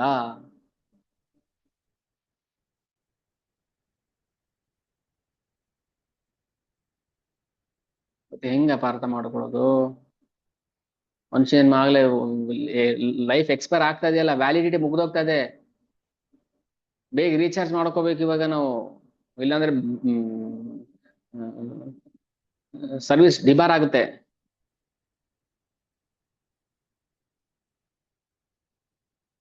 ಏನ್ ಮಾಡ್ಬೇಕು ಈಗ? ದಯವಿಟ್ಟು ಅದಕ್ಕೆ ಹೇಳ್ತಾ ಇರೋದು, ಸರ್ವಿಸ್ ಎಕ್ಸ್ಪೈರ್ ಆಗೋಕ್ ಮುಂಚೆ ನಾವು ಆದಷ್ಟು ಬೇಗ ರೀಚಾರ್ಜ್ ಮಾಡ್ಕೋಬೇಕು. ಹರೇ ಕೃಷ್ಣ ಹರೇ ಕೃಷ್ಣ ಕೃಷ್ಣ ಕೃಷ್ಣ ಹರೇ ಹರೇ, ಹರೇ ರಾಮ ಹರೇ ರಾಮ ರಾಮ ರಾಮ ಹರೇ ಹರೇ. ಸ್ವಲ್ಪ ರೀಚಾರ್ಜ್ ಆಯ್ತು 1%. ಹಾಗೆ ಪ್ರತಿ ದಿನ 16, ಕಡಿಮೆ ಅಂದ್ರೆ 16 ರೌಂಡ್, 16, 20, 25, 30 ಈ ತರ ಚಾಂಟಿಂಗ್ ಮಾಡ್ತಾ ಇದ್ರೆ ಆಗುತ್ತೆ. ಇಲ್ಲಾಂದ್ರೆ ಏನೂ ಆಗೋದಿಲ್ಲ. ರಾಧಾರಾಣಿ, ಈಗ ಅರ್ಥ ಆಯ್ತಲ್ಲ? ಶ್ರೀಮತಿ ರಾಧಾರಾಣಿ ಕೃಷ್ಣನ ಪ್ರೇಮದ ಪರಿವರ್ತಿತ ರೂಪ. ರಾಧಾರಾಣಿ ಯಾರು? ರಾಧಾರಾಣಿ ಕೃಷ್ಣನ ಪ್ರೇಮದ ಪರಿವರ್ತಿತ ರೂಪ, ಕೃಷ್ಣನ ಅಂತರಂಗ ಶಕ್ತಿ, ಕೃಷ್ಣನ ಹ್ಲಾದಿನಿ ಶಕ್ತಿ. ಶಕ್ತಿ ಮತ್ತೆ ಶಕ್ತಿಮಾನ್ ಅಥವಾ ಶಕ್ತ ಇಬ್ಬರಿಗೂ ಏನು ವ್ಯತ್ಯಾಸ ಇಲ್ಲ. ಯಾಕಂದ್ರೆ ಅದು ನಿರಪೇಕ್ಷ. ಭಗವಂತ ಹೇಳಿದೆ, ಭಗವಂತನ ಸಂಬಂಧ, ಭಗವಂತನಿಗೆ ಯಾವ್ದೆಲ್ಲ ಸಂಬಂಧಪಟ್ಟಿದ್ಯೋ, ತಲೆ ಮೇಲಿರೋ ನವಿಲ್ಗರಿಯಿಂದ ಹಿಡಿದು ಪಾದಕ್ಕೆವರೆಗೆ ಯಾವುದು ಕೂಡ ಭಗವಂತನಿಂದ ಬೇರೆ ಅಲ್ಲ, ಅದೆಲ್ಲವೂ ಭಗವಂತನೇ. ಭಗವಂತನಿಗೆ ಅರ್ಪಿಸಿದ ತುಳಸಿ ಮಾಲೆನೂ ಕೂಡ ಭಗವಂತನೇ. ತಗೊಂಡೋಗಿ ಡಸ್ಟ್ಬಿನ್ ಹಾಕ್ಬಿಡ್ತೀವಿ ನಾವು. ಇಲ್ಲ ಒಂದಿನ ಮಾಡಿದ್ರು ಆತರ ಕೆಲ್ಸ. ಏನ್ ಹೇಳ್ಬೇಕು? ಅಪ್ಪ ನಿಮ್ಗೊಂದು ದೊಡ್ಡ ನಮಸ್ಕಾರ, ನನ್ನ ದಯವಿಟ್ಟು ಪೂಜೆಗೆ ಕರಿಬೇಡಿ, ನಮ್ಗೆ ಆರತಿನೂ ಕೊಡಬೇಡಿ, ದಯವಿಟ್ಟು ಪ್ರಸಾದನೂ ಬೇಡ, ನಮಗೆ ಮಾಡ್ಕೊಳ್ಳಿ ನಿಮ್ಗೆ ಇಷ್ಟ ಬಂದಂಗೆ, ನನ್ನ ಪಾಡಿಗೆ ನನ್ನ ಬಿಟ್ಬಿಡಿ, ಟಾರ್ಚರ್ ಮಾಡಬೇಡಿ ನನಗೆ. ಆ ಇದೆಲ್ಲ ನೋಡ್ಕೊಂಡು ಸಹಿಸ್ಕೊಂಡು ಕೂತ್ಕೋಬೇಕಾ ನಾವಿಲ್ಲಿ? ಇಷ್ಟ ಬಂದಂಗೆ ಮಾಡ್ತೀರಾ? ಅಲ್ಲಿ ಫ್ರೂಟ್ಸ್ ಕಟ್ ಮಾಡ್ತಾ ಇರ್ತಾರೆ ಭಗವಂತನಿಗೆ ಆಫರ್ ಮಾಡಕ್ಕೆ, ವಾಶ್ರೂಮ್ಗೆ ಹೋಗಿರ್ತಾರೆ, ಕೈ ತೊಳೆದಿರ್ತಾರೋ ಇಲ್ವೋ ಗೊತ್ತಿಲ್ಲ, ಬಂದು ಅದಲ್ಲೇ ಕಟ್ ಮಾಡಿ. ಏನಿದೆಲ್ಲ ನಿಮ್ ಕೆಲ್ಸಗಳು? ಆ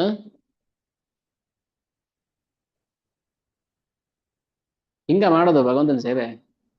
ಮಾಡಕ್ಕಾಗಿಲ್ಲ ಅಂದ್ರೆ ಬಿಟ್ಬಿಡಿ, ಹೋಗ್ಲಿ. ಮಾಡಕ್ಕಾಗಲ್ಲ ಅಂತ ಮಾಡೋದೇ ಕರೆಕ್ಟಾಗಿ ಮಾಡಿ. ವಾಶ್ರೂಮ್ ಹೋಗಿ ಬಂದ್ರೇನೆ ಮಲಿನ ಅದು.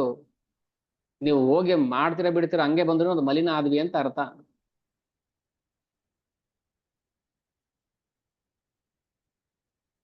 ಅರ್ಥನೇ ಆಗೋದಿಲ್ಲ. ಏನಪ್ಪ ಸುಮ್ಮನೆ ನಮ್ಗೆ ಇಷ್ಟ ಬಂದಂಗೆ ಮಾಡ್ಕೊಂಡು ಹೋಗ್ತಾ ಇದೀವಿ ಅಂದ್ರೆ ಏನ್ ಭಕ್ತಿ ಮಾಡ್ಬೇಕು? ನಾನು ಕೇಳೋದಷ್ಟೇ.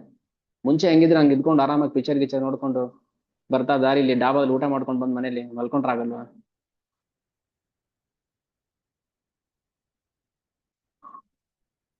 ಒಟ್ಟಲ್ಲಿ ಏನಂದ್ರೆ ನಮ್ಗೆ ಅದೊಂದು ಏನು ಅಡ್ವಾಂಟೇಜ್, ಹೆಂಗ್ ಬೇಕಾದ್ರೆ ಇರ್ಬೋದು ನಾವು, ಹೆಂಗ್ ಬೇಕಾದ್ರೆ ಇರ್ಬೋದು. ಇಷ್ಟ ಬಂದ್ ಯಾರು ಕೇಳೋದು? ಹಬ್ಬ ಹರಿದಿನ ಬಂದಾಗ ಟಿಪ್ ಟಾಪ್ ಆಗಿ ಡ್ರೆಸ್ ಮಾಡ್ಕೊಂಡು ಒಂದ್ ರೌಂಡ್ ದೇವಸ್ಥಾನಕ್ಕೆ ಹೋಗಿ ಬಂದ್ಬಿಟ್ರೆ ಮುಗಿದೋಯ್ತು. ಮತ್ ಇಲ್ಲ ನಮ್ಗೆಲ್ಲ ಗೊತ್ತಿಲ್ಲ ಗೊತ್ತಿಲ್ಲ, ಅದಕ್ಕೆ ಬರೀ ಕರಿತಾ ಇರೋದು ದೇವಸ್ಥಾನಗಳಿಗೆ ಬನ್ನಿ ಅಂತ. ಗೊತ್ತಿಲ್ಲ ಅಂದ್ಬಿಟ್ರೆ, ಗೊತ್ತಿಲ್ಲ ಅಂದ್ರೆ ಅಪರಾಧ. ಗೊತ್ತಿದ್ದು ಮಾಡಿಲ್ಲ ಅಂದ್ರೆ ಒಂದ್ ಅಪರಾಧ, ಗೊತ್ತಿಲ್ಲದೆ ಮಾಡಿದ್ರೆ ಡಬಲ್ ಡಬಲ್ ಅಫೆನ್ಸ್. ಈಗ ನಾವು ಹೇಳಿರ್ತೀವಿ ಹಿಂಗ್ ಮಾಡಿ ಅಂತ, ಅದು ಮಾಡಲ್ಲ, ಅದು ಒಂದ್ ಪನಿಷ್ಮೆಂಟ್. ಗೊತ್ತಿರುತ್ತೆ ಮಾಡಿಲ್ಲ, ಇಲ್ಲ ನಮ್ಗೆ ಗೊತ್ತೇ ಇಲ್ಲ ನೀವು ಹೇಳೇ ಇಲ್ಲ ಅಂದ್ರೆ ಇದು ಇನ್ನೊಂದು ಅಪರಾಧ. ಅದಕ್ಕೆ ಹೇಳಿ ಪ್ರಶ್ನೆ ಯಾಕೆ ಮಾಡ್ಬೇಕು ಅಂದ್ರೆ, ನಾಳೆ ದಿನ ಗೊತ್ತಿಲ್ಲ ನಮ್ಗೆ ಹೇಳಿಲ್ಲ ಅಂತ ಹೇಳ್ಬಾರ್ದು. ಪರೀಕ್ಷಿತ್ ಮಹಾರಾಜ್ ಹೆಂಗ್ ಕೇಳಿದ ಪ್ರಶ್ನೆ? ಎಲ್ಲ ಹೇಳಿ, ಸಮಂಜಸವಾಗಿ ಹೇಳಿ, ನಾನು ಕೇಳಿದ್ರೆ ಎಲ್ಲಾ ಪ್ರಶ್ನೆಗೆ ಉತ್ತರ ಕೊಡಿ, ಕೇಳಿದ್ರೆ ಉಳಿದಿರೋ ಪ್ರಶ್ನೆಗೂ ಉತ್ತರ ಕೊಡಿ ಅಂತ. ಸುಮ್ಮನೆ ಕೂತ್ಕೊಂಡು ಏನು ಕೇಳಿಸ್ಕೊಳ್ಳದೆ ತರ ಇದ್ಬಿಟ್ಟು ನಾಳೆ ದಿನ ಪ್ರಭು ಹೇಳಿಲ್ಲ ನಮಗೆ, ನೀವು ಕೇಳಿಲ್ಲ, ನಾನು ಹೇಳಿಲ್ಲ.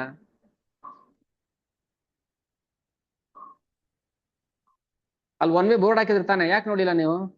ಬೋರ್ಡ್ ಹಾಕಿಲ್ಲ ಅಂದ್ರೆ ಏನೋ ಪ್ರಾಬ್ಲಮ್, ನಮ್ದೇ ಪ್ರಾಬ್ಲಮ್. ಬೋರ್ಡ್ ಹಾಕಿದ್ವಿ, ಒನ್ ವೇ ಇದೆ, ಪ್ರಶ್ನೆ ಇದೆ, ಕೇಳಿ ಕೇಳಿ, ಡೌಟ್ ಇದೆ ಕೇಳಿ ಅಂತ ಒನ್ ವೇ ಬೋರ್ಡ್ ಹಾಕಿರ್ತೀವಿ. ನುಗ್ಬಿಟ್ಟು ಇಲ್ಲ ನಾನು ನೋಡಿಲ್ಲ ಅಂದ್ರೆ ಅಲ್ಲಿ ಹಾಕಿಲ್ವಾ ಬೋರ್ಡು? ಒನ್ ವೇ ಬೋರ್ಡ್ ಇದ್ರೆ ಯಾಕೆ ನೋಡ್ಕೊಂಡ್ ಬಂದ್ರಿ ನೀವು ಈ ಕಡೆ? ಕಟ್ರಿ ಫೈನ್ ಅಂತಾರೆ. ಯಾರು ಹೇಳ್ಬೇಕಿತ್ತು? ಅಲ್ಲೇ ದಾರಿ ಹೋಗೋರು ಬರೋ ಹೇಳ್ಬೇಕಿತ್ತು ನಮಗೆ ಒನ್ ವೇ ಅಂತ. ಅವ್ರು ಯಾಕೆ ಹೇಳ್ಬೇಕು ನಿಮಗೆ? ಬೋರ್ಡ್ ಹಾಕಿದ್ವಿ ತಾನೇ ನಾವು. ಗೊತ್ತಿಲ್ಲ ಅಂದ್ರೆ ಡಬಲ್ ಅಫೆನ್ಸ್. ಅರೆ ಗೊತ್ತಿಲ್ಲ ರೀ, ನಮ್ಗೆ ಗೊತ್ತಿಲ್ಲದೆ ಮಾಡ್ಬಿಟ್ವಿ ತಪ್ಪು. ಯಾಕೆ ಗೊತ್ತಿರಲಿಲ್ಲ ನಿಮಗೆ? ಪ್ರಾಣಿಗಳಿಗಾದ್ರೆ ಗೊತ್ತಾಗಲ್ಲ, ರೋಡ್ ದಾಟಬೇಡಿ ಅಂತ ಇರುತ್ತೆ, ಓಕೆ ನಡೀತೆ. ನಮ್ಗೆ ಜೀಬ್ರಾ ಕ್ರಾಸಿಂಗ್ ಎಲ್ಲ ಇರುತ್ತೆ, ರೋಡ್ ದಾಟಬೇಡಿ ಅಂತಾನೆ ಇರುತ್ತೆ. ಗೊತ್ತಿಲ್ಲದೆ ಬಂದು ಗಾಡಿ ಸಿಗಾಕೊಂಡ್ಬಿಟ್ರೆ ಯಾರಿಗೆ ನಮ್ಗೆ ಕಾಂಪನ್ಸೇಷನ್ ಯಾರು ಕೊಡ್ತಾರೆ? ಗೊತ್ತಿರ್ಲಿಲ್ಲ ಅಂದ್ರೆ ಅರೆ ಗಾಡಿಗಳು ಓಡೋದು ಗೊತ್ತಾಗಲ್ವಾ ನಿಮಗೆ? ಅಲ್ಲಿ ಜೀಬ್ರಾ ಕ್ರಾಸಿಂಗ್ ಇರುತ್ತೆ, ಅಲ್ಲಿ ಗ್ರೀನ್ ಲೈಟ್ ಬಂದಿರುತ್ತೆ, ಅವಾಗ ದಾಟಬೇಕು ಅಂತ ಇರುತ್ತೆ, ಅದನ್ನ ದಾಟಬೇಕಿತ್ತು ನೀವು. ಗೊತ್ತಿಲ್ಲ ಅಂತ ಹೇಳ್ಬಾರ್ದು ಯಾರು. ಅರೆ ಗೊತ್ತಿಲ್ಲ ನಮ್ಗೆ, ಗೊತ್ತಿಲ್ಲ ಅಂತ ಹೇಳ್ಬಾರ್ದು. ಒಂದ್ ವೇಳೆ ಗೊತ್ತಿತ್ತು ಮಾಡಿಲ್ಲ ಅಂದ್ರೆ ಸುಮ್ಮನೆ ಬೈದ್ಬಿಟ್ಟು ಸುಮ್ಮನೆ ಆಗ್ಬಿಡ್ತಾರೆ. ಗೊತ್ತಿಲ್ಲ ಅಂದ್ರೆ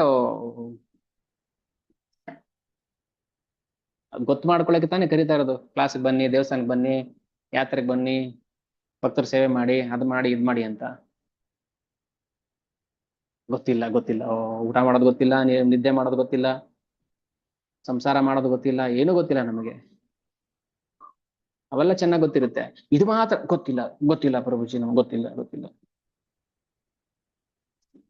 ಎಕ್ಸಾಮ್ ಇದೆಯಾ? ಎಕ್ಸಾಮ್ ಇರೋದು ಗೊತ್ತೇ ಇಲ್ವಲ್ಲ ನಮಗೆ. ಅರೆ ದೊಡ್ಡದಾಗ ಅನೌನ್ಸ್ ಮಾಡಿದ್ರಲ್ಲ, ಹಾಲ್ ಟಿಕೆಟ್ ಕೊಟ್ಬಿಟ್ಟು ಪೇಪರ್ ಎಲ್ಲ ಅನೌನ್ಸ್ ಮಾಡಿದ್ರು. ಅಲ್ಲ ನಾವು ನೋಡಿಲ್ಲ. ನಿಮ್ದೇ ತಪ್ಪು.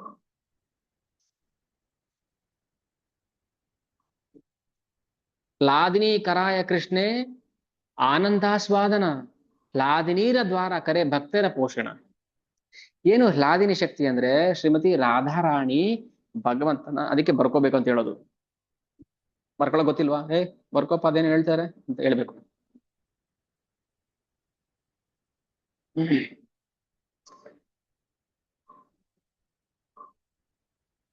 ಇಲ್ಲಾಂದ್ರೆ ಗೊತ್ತಿಲ್ಲ, ಗೊತ್ತಾಗ್ಲಿಲ್ಲ, ಗೊತ್ತಾಗಿಲ್ಲ, ಅದು ಎಕ್ಸ್ಕ್ಯೂಸ್ ಆಗ್ಬಿಡ್ತು. ಗೊತ್ತಾಗಿಲ್ಲ ಗೊತ್ತಾಗಿಲ್ಲ. ಹ್ಲಾದಿನಿ ಕರಾಯ ಕೃಷ್ಣ ಆನಂದಾಸ್ವಾದನ. ಹ್ಲಾದಿನಿ ಏನ್ ಮಾಡ್ತಾಳೆ ಅಂದ್ರೆ ರಾಧಾರಾಣಿ ಕೃಷ್ಣನಿಗೆ ಸಂತೋಷ ಕೊಡ್ಬೇಕು. ಅವನಿಗೆ ಯಾಕ್ರಿ ಸಂತೋಷ? ಅವನ ಆನಂದ ಸಚ್ಚಿತ ಆನಂದ ಅಂತ ಹೇಳ್ತೀವಿ, ಅದೇ ಮಜಾ. ಈಗ ತಂದೆ ದುಡ್ದು ಸಂಪಾದನೆ ಮಾಡಿ ಮನೆಗೆ ಏನ್ ಬೇಕೋ ಭರಣ ಪೋಷಣ ಮಾಡ್ತಿರ್ತಾನೆ. ಸಂಬಳ ಆಯ್ತು, ಇವತ್ತು ಮೈಸೂರು ಪಾಕ್ ತಗೊಂಬಂದ ಅಂಗಡಿಯಿಂದ, ಮಗು ಕೈಲಿ ಕೊಟ್ಟ, ತಗೋ ಮಗು ಮೈಸೂರು ಪಾಕು ಅಂತ ಕೊಡ್ತಾನೆ ಅಪ್ಪ. ಮಗು ಏನ್ ಮಾಡುತ್ತೆ? ಅಪ್ಪ ಅಪ್ಪ ಇದ್ರಲ್ಲಿ ನೀನ್ ಅರ್ಧ ತಿನ್ನು, ನಾನು ಅರ್ಧ ತಿಂತೀನಿ ಅಂತ ಹೇಳುತ್ತೆ ಮಗು. ಅಪ್ಪನಿಗೆ ಏನಾಯ್ತು ಅವಾಗ? ಆನಂದ ಇಮ್ಮಡಿ ಆಯ್ತು. ಆಹಾ, ಎಂತ ಮಗು ರೀ ಇದು ನನ್ ಮಗು. ಅಪ್ಪ ನೀನ್ ತಂದಿದ್ದು ಫಸ್ಟ್ ನೀನ್ ತಿನ್ನು ಅಂತ ಕೊಡುತ್ತಲ್ಲ ನನಗೆ. ನಾನು ಇಂಥದ್ದು 10 ಪ್ಯಾಕೆಟ್ ತಿನ್ಬೋದಿತ್ತು ನನ್ ಬರೋ ಸಂಬಳದಲ್ಲಿ. ಆ ಮಗು ಕೊಡೋದು ಒಂದು ಕಾಳು ಇದೆಯಲ್ಲ, ಅದ್ರಲ್ಲಿ ಎಷ್ಟು ಆನಂದ ಇದೆ. ಭಗವಂತ ಆ ಆನಂದವನ್ನ ಪಡಿಬೇಕು ಅಂತಾನೆ ನಮ್ಗೆ ಹೇಳೋದು, ನೀವು ಕೊಡಿ ನನಗೆ ಪತ್ರಂ ಪುಷ್ಪಂ ಫಲಂ ತೋಯಂ, ನಾನು ಆನಂದ ಪಡ್ತೀನಿ ಅದರಲ್ಲಿ ಅಂತ. ಅದಕ್ಕೋಸ್ಕರ ಭಗವಂತ ತನ್ನದೇ ಶಕ್ತಿಯನ್ನ ಆ ಶಕ್ತಿ ಮೂಲಕ ತನಗೆ ಆನಂದವನ್ನ ಕೊಡ್ಬೇಕು ಅಂತ ಬಯಸ್ತಾನೆ. ಹ್ಲಾದಿನೀರ ದ್ವಾರ ಕರೆ ಭಕ್ತರ ಪೋಷಣ. ಸೊ ಈ ಶಕ್ತಿಯೇ, ಈ ಹ್ಲಾದಿನಿ ಶಕ್ತಿಯೇ ಭಕ್ತರನ್ನ ಪೋಷಣೆ ಮಾಡೋದು, ಇನ್ಯಾವುದು ಅಲ್ಲ. ಅರ್ಥ ಆಗ್ತಿದಿಲ್ಲ? ಆ ಹ್ಲಾದಿನಿ ಶಕ್ತಿ ಏನಿದೆಯೋ ಅದು ಆನಂದ, ಆಹ್ಲಾದ ಅಂತ ಹೇಳಿದೆಯಲ್ವಾ? ಆಹ್ಲಾದ, ವಾಹ್ ಆಹ್ಲಾದ ಅಂತೀವಲ್ಲ. ಸೊ ಆನಂದ, ಆ ಆನಂದವು, ಆನಂದವೇ ಭಕ್ತರನ್ನ ಪೋಷಣೆ ಮಾಡೋದು. ಪೂಜೆ ಪುನಸ್ಕಾರಗಳಲ್ಲ, ಆನಂದ. ಅದು ಆನಂದ ಹೇಗೆ ಸಿಗುತ್ತೆ? ಭಗವಂತನ ಸೇವೆ ಮಾಡೋದ್ರಿಂದ ಮಾತ್ರ ಸಿಗುತ್ತೆ ಆನಂದ. ಅದಕ್ಕೆ ಕನ್ಕ್ಲೂಷನ್ ಇಷ್ಟೇನೆ, ಭಕ್ತಿ ಸೇವೆ ಮಾಡಿ, ಅದರಿಂದ ಏನ್ ಆನಂದ ಬರುತ್ತೆ ಎಂಜಾಯ್ ಮಾಡಿ. ಪ್ರಾಫಿಟ್ ಶೇರಿಂಗ್ ಕೇಳ್ತಾರೆ ಯಾರಾದ್ರು? ನಿಮ್ಗೆ ಆನಂದ ಬಂದ್ರೆ ನಿಮ್ಗೆ ಆನಂದದಲ್ಲಿ 10% ನಾನು ಕೊಡಬೇಕು ಕಮಿಷನ್ ಅಂತ ಕೇಳ್ತಾರ? ಎಂಜಾಯ್ ಮಾಡಿ ನೀವು. ಯಾರು ಕೇಳ್ತಾರೆ ಆನಂದದಲ್ಲಿ ಕಮಿಷನ್ ಕೇಳ್ತಾರೆ? ಇದೆಲ್ಲ ಕಮಿಷನ್ ವ್ಯವಹಾರ ನಾವು ಮಾಡ್ತಾ ಇರೋದು ಲೌಕಿಕ ಜಗತ್ತಲ್ಲಿ. ನಿಮ್ಗೆ ಇಷ್ಟು ಲಾಭ ಬಂದ್ರೆ ನಮ್ಗೆ 10% ಈ ಕಡೆ ತಳಬೇಕು, ಈ ಪ್ರಾಜೆಕ್ಟ್ ಸಿಕ್ಕಿದ್ರೆ ನಮ್ಗೆ 20% ತಳಬೇಕು, ಬರೀ ಪರ್ಸೆಂಟೇಜ್ ಲೆಕ್ಕದಲ್ಲಿ. ಆದ್ರೆ ಲಾದಿನೀರ ದ್ವಾರ ಕರೆ ಭಕ್ತರ ಪೋಷಣ. ಭಕ್ತ ಏನ್ ಆನಂದ ಪಡ್ತಾನೆ ಭಗವಂತನ ಕಥೆ ಕೇಳ್ತಾ, ಗುಣಗಾನ ಮಾಡ್ತಾ, ಶ್ರವಣ ಮಾಡ್ತಾ, ಮಾಡ್ತಾ ಸೇವೆ ಮಾಡ್ತಾ, ಅದೆಲ್ಲ ಆನಂದ ರಾಧಾರಾಣಿ ಕೊಡುವಂಥದ್ದು ಭಕ್ತನಿಗೆ. ಅದಕ್ಕೆ ನಾವು ರಾಧಾರಾಣಿ ಮೂಲಕ ಕೃಷ್ಣನನ್ನ ಸಂಧಿಸ್ಬೇಕೇ ಹೊರತು ನಾವು ನೇರವಾಗಿ ಕೃಷ್ಣ ಹತ್ರ ಹೋಗಬಾರದು. ನೇರವಾಗಿ ಕೃಷ್ಣ ಹತ್ರ ಹೋಗಕ್ ಆಗೋದು ಇಲ್ಲ. ಹೋದ್ರು ಅವ್ನು ಹೇಳೋದು ರಾಧಾರಾಣಿ ಸೇವೆ ಮಾಡ್ರಿ, ಆಮೇಲೆ ಬನ್ನಿ ನನ್ನ ಹತ್ರ ಅಂತಾನೆ ಹೇಳೋದು. ಅದಕ್ಕೆ ಮಾಧ್ವ ಸಂಪ್ರದಾಯದವರಾಗ್ಲಿ, ರಾಮಾನುಜ ಸಂಪ್ರದಾಯ ಯಾರೇ ಸಂಪ್ರದಾಯದವರಾಗ್ಲಿ, ಕೃಷ್ಣ ಪ್ರೇಮದ ಬಗ್ಗೆ ಅವರು ಮಾತೇ ಆಡೋದಿಲ್ಲ. ಯಾಕಂದ್ರೆ ರಾಧಾರಾಣಿ ಮೂಲಕ ಹೋಗೋದಿಲ್ಲ ಅವರು, ಅವ್ರು ನೇರವಾಗಿ ಕೃಷ್ಣ ಹತ್ರ ಹೋಗ್ತಾರೆ.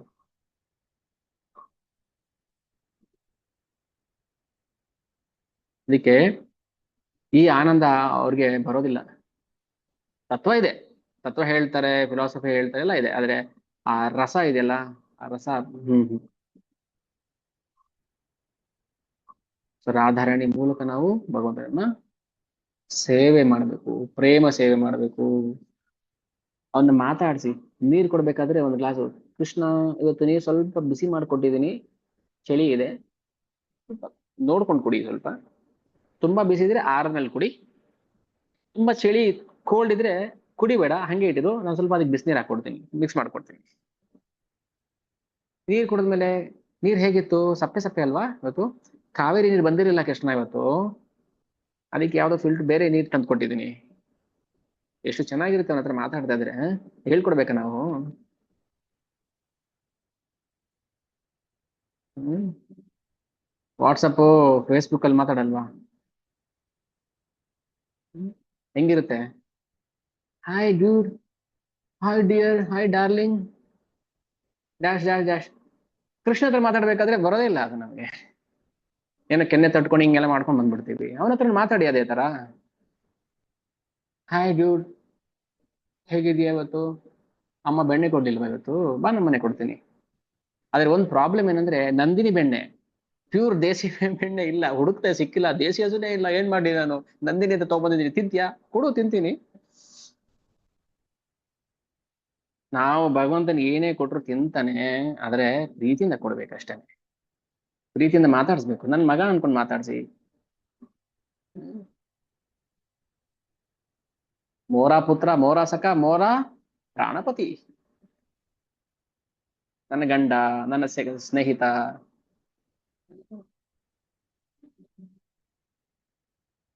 ಹೇಗಿರುತ್ತೆ ಅದು?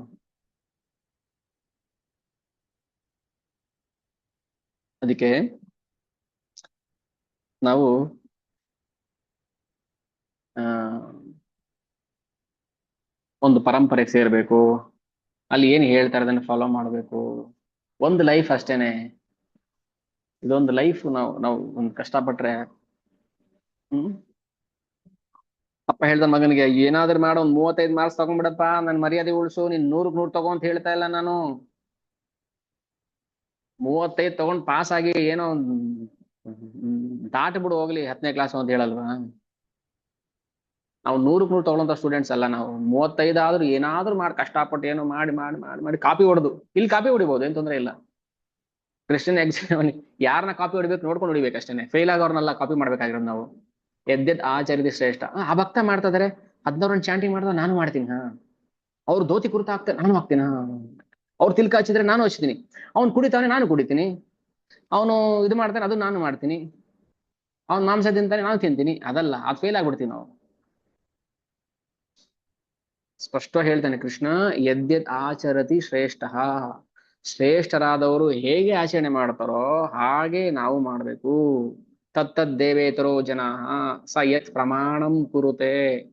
ಸ ಯತ್ ಪ್ರಮಾಣಂ ಕುರುತೆ. ಯಾವುದು ಪ್ರಮಾಣ ಅಂತ ತಿಳಿದು ಮಾಡ್ತಾರೋ ಅದನ್ನ ಲೋಕ ಫಾಲೋ ಮಾಡುತ್ತೆ. ಸೊ ಹಾಗೆ ನಾವು ಭಕ್ತರನ್ನ ಫಾಲೋ ಮಾಡ್ಬೇಕು.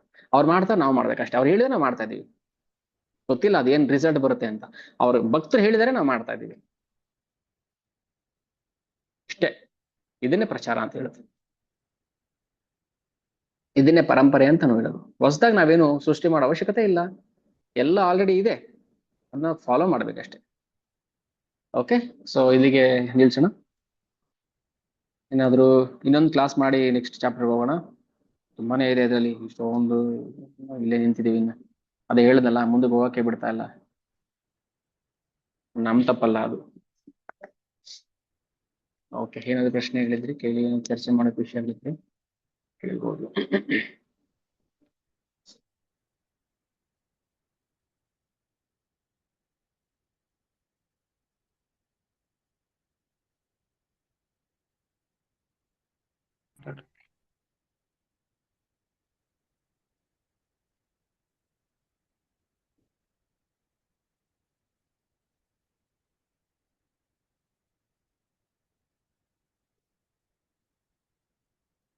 ಪ್ರಶ್ನೆ ಏನಿಲ್ವಾ? ಓಕೆ. ಓಕೆ, ಎಲ್ರೂ ಕೃಷ್ಣ ಪ್ರಜ್ಞೆಗೆ ಬನ್ನಿ. ಭಗವಂತನ ಸೇವೆ ಮಾಡಿ, ಪ್ರೇಮ ಬೆಳೆಸ್ಕೊಳ್ಳಿ. ಇಷ್ಟೇ, ಇನ್ನೇನಿಲ್ಲ ಹೊಸದಾಗಿ ಹೇಳುವಂಥದ್ದು. ದಿನ ಹೇಳೋದೇ ಹೇಳ್ತಾ ಇರೋದು ಅಷ್ಟೇ. ಅದೇ ಟಾಪಿಕ್. ಎಷ್ಟು ಡೌಟ್ಸ್ ಕ್ಲಿಯರ್ ಆಗುತ್ತೆ ಅಲ್ವಾ ಓದ್ತಾ ಓದ್ತಾ? ಹ್ಮ್. ಸೊ ಪಂಚತತ್ವ ಈಗ ನಾವು ಕಲಿಯುಗದಲ್ಲಿ ಆಚರಣೆ ಮಾಡ್ಬೇಕಾಗಂತ ಕೃಷ್ಣನ ಪಾರ್ಷದರು ಅಥವಾ ಕೃಷ್ಣನ ತತ್ವಗಳು. ಚೈತನ್ಯ ಮಹಾಪ್ರಭು ಸ್ವಯಂ ಕೃಷ್ಣ, ನಿತ್ಯಾನಂದ ಪ್ರಭು ಸ್ವಯಂ ಅಂಶ ಅಂದ್ರೆ ಸ್ವಾಂಶ ವಿಸ್ತರಣೆ, ಅದ್ವೈತಾಚಾರ್ಯ ಅವತಾರ ಅಂದ್ರೆ ವಿಷ್ಣು ಮತ್ತೆ ಸದಾಶಿವ, ಗದಾಧರ ಪಂಡಿತ್ ಅವರು ರಾಧಾರಾಣಿ ಅಂದ್ರೆ ಅಂತರಂಗ ಶಕ್ತಿ, ಶ್ರೀವಾಸ್ ಠಾಕೂರ್ ನಾರದ ಮುನಿ, ಭಕ್ತ ತತ್ವ. ಸೊ 5 ತತ್ವಗಳನ್ನ ಒಳಗೊಂಡು ಪಂಚತತ್ವ, ಅದಕ್ಕೆ ಪಂಚತತ್ವ ಅಂತ ಹೇಳುದು. ಈಗ ನೋಡಿ ಆರತಿ ಶುರು ಆಯ್ತಲ್ಲ, ಫಸ್ಟ್ ಪಂಚತತ್ವ ಆರತಿ ಮಾಡಿದ್ರು, ಆಮೇಲೆ ರಾಧಾ ಮಾಧವ್ ಅಷ್ಟಸಖಿ ಓಪನ್ ಆಯ್ತು. ಹೌದಾ? ಯಾರು ನೋಡಿಲ್ಲ? ಯಾರು 7:45 ಮೇಲೆ ಬಂದ್ರು ಅವ್ರು ನೋಡಿರಲ್ಲ. ಫಸ್ಟ್ ಪಂಚತತ್ವ ಆರಾಧನೆ ಮಾಡಿದ್ರು, ಆಮೇಲೆ ರಾಧಾ ಮಾಧವ್ ಪೂಜೆ ಮಾಡಿದ್ರು. ಪಂಚತತ್ವ. ಓಕೆ. ವಾಂಛಾ ಕಲ್ಪತರುಭ್ಯಶ್ಚ ಕೃಪಾ ಸಿಂಧುಭ್ಯೋ ಚ ಪತಿತಾನಾಂ ಪಾವನೇಭ್ಯೋ ವೈಷ್ಣವೇಭ್ಯೋ ನಮೋ ನಮಃ. ಜಗದ್ಗುರು ಪ್ರಭುಪಾದ ಕಿ ಜೈ. ನಿತಾಯ ಗೌರ್ ಪ್ರೇಮಾನಂದೇ. ಹರಿ ಹರಿ बोल.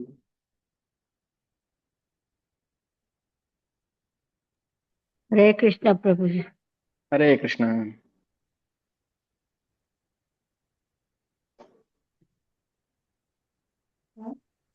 ಹರೇ ಕೃಷ್ಣ ಪ್ರಭು, ಧನ್ಯವಾದಗಳು. ಧನ್ಯವಾದ ಮಾತಾಜಿ. ಹರೇ ಕೃಷ್ಣ. ಹರೇ ಕೃಷ್ಣ ಪ್ರಭು. ಜೈ ಹರೇ ಕೃಷ್ಣ. ಎಲ್ಲರಿಗೂ ಹರೇ ಕೃಷ್ಣ. हरे कृष्ण प्रभु प्रणाम। हरे कृष्ण. हरे कृष्ण. प्रणाम. ಹರೇ ಕೃಷ್ಣ ಪ್ರಭುಜಿ. हरे कृष्ण. हरे कृष्ण प्रभु जी। हरे कृष्ण प्रभु जी। हरे कृष्ण. जय हो. हरे कृष्ण. हरे कृष्ण जी.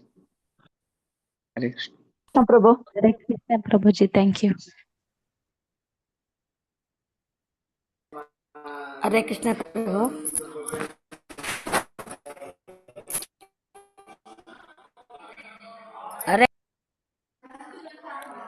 हरे कृष्ण अंजित बनता।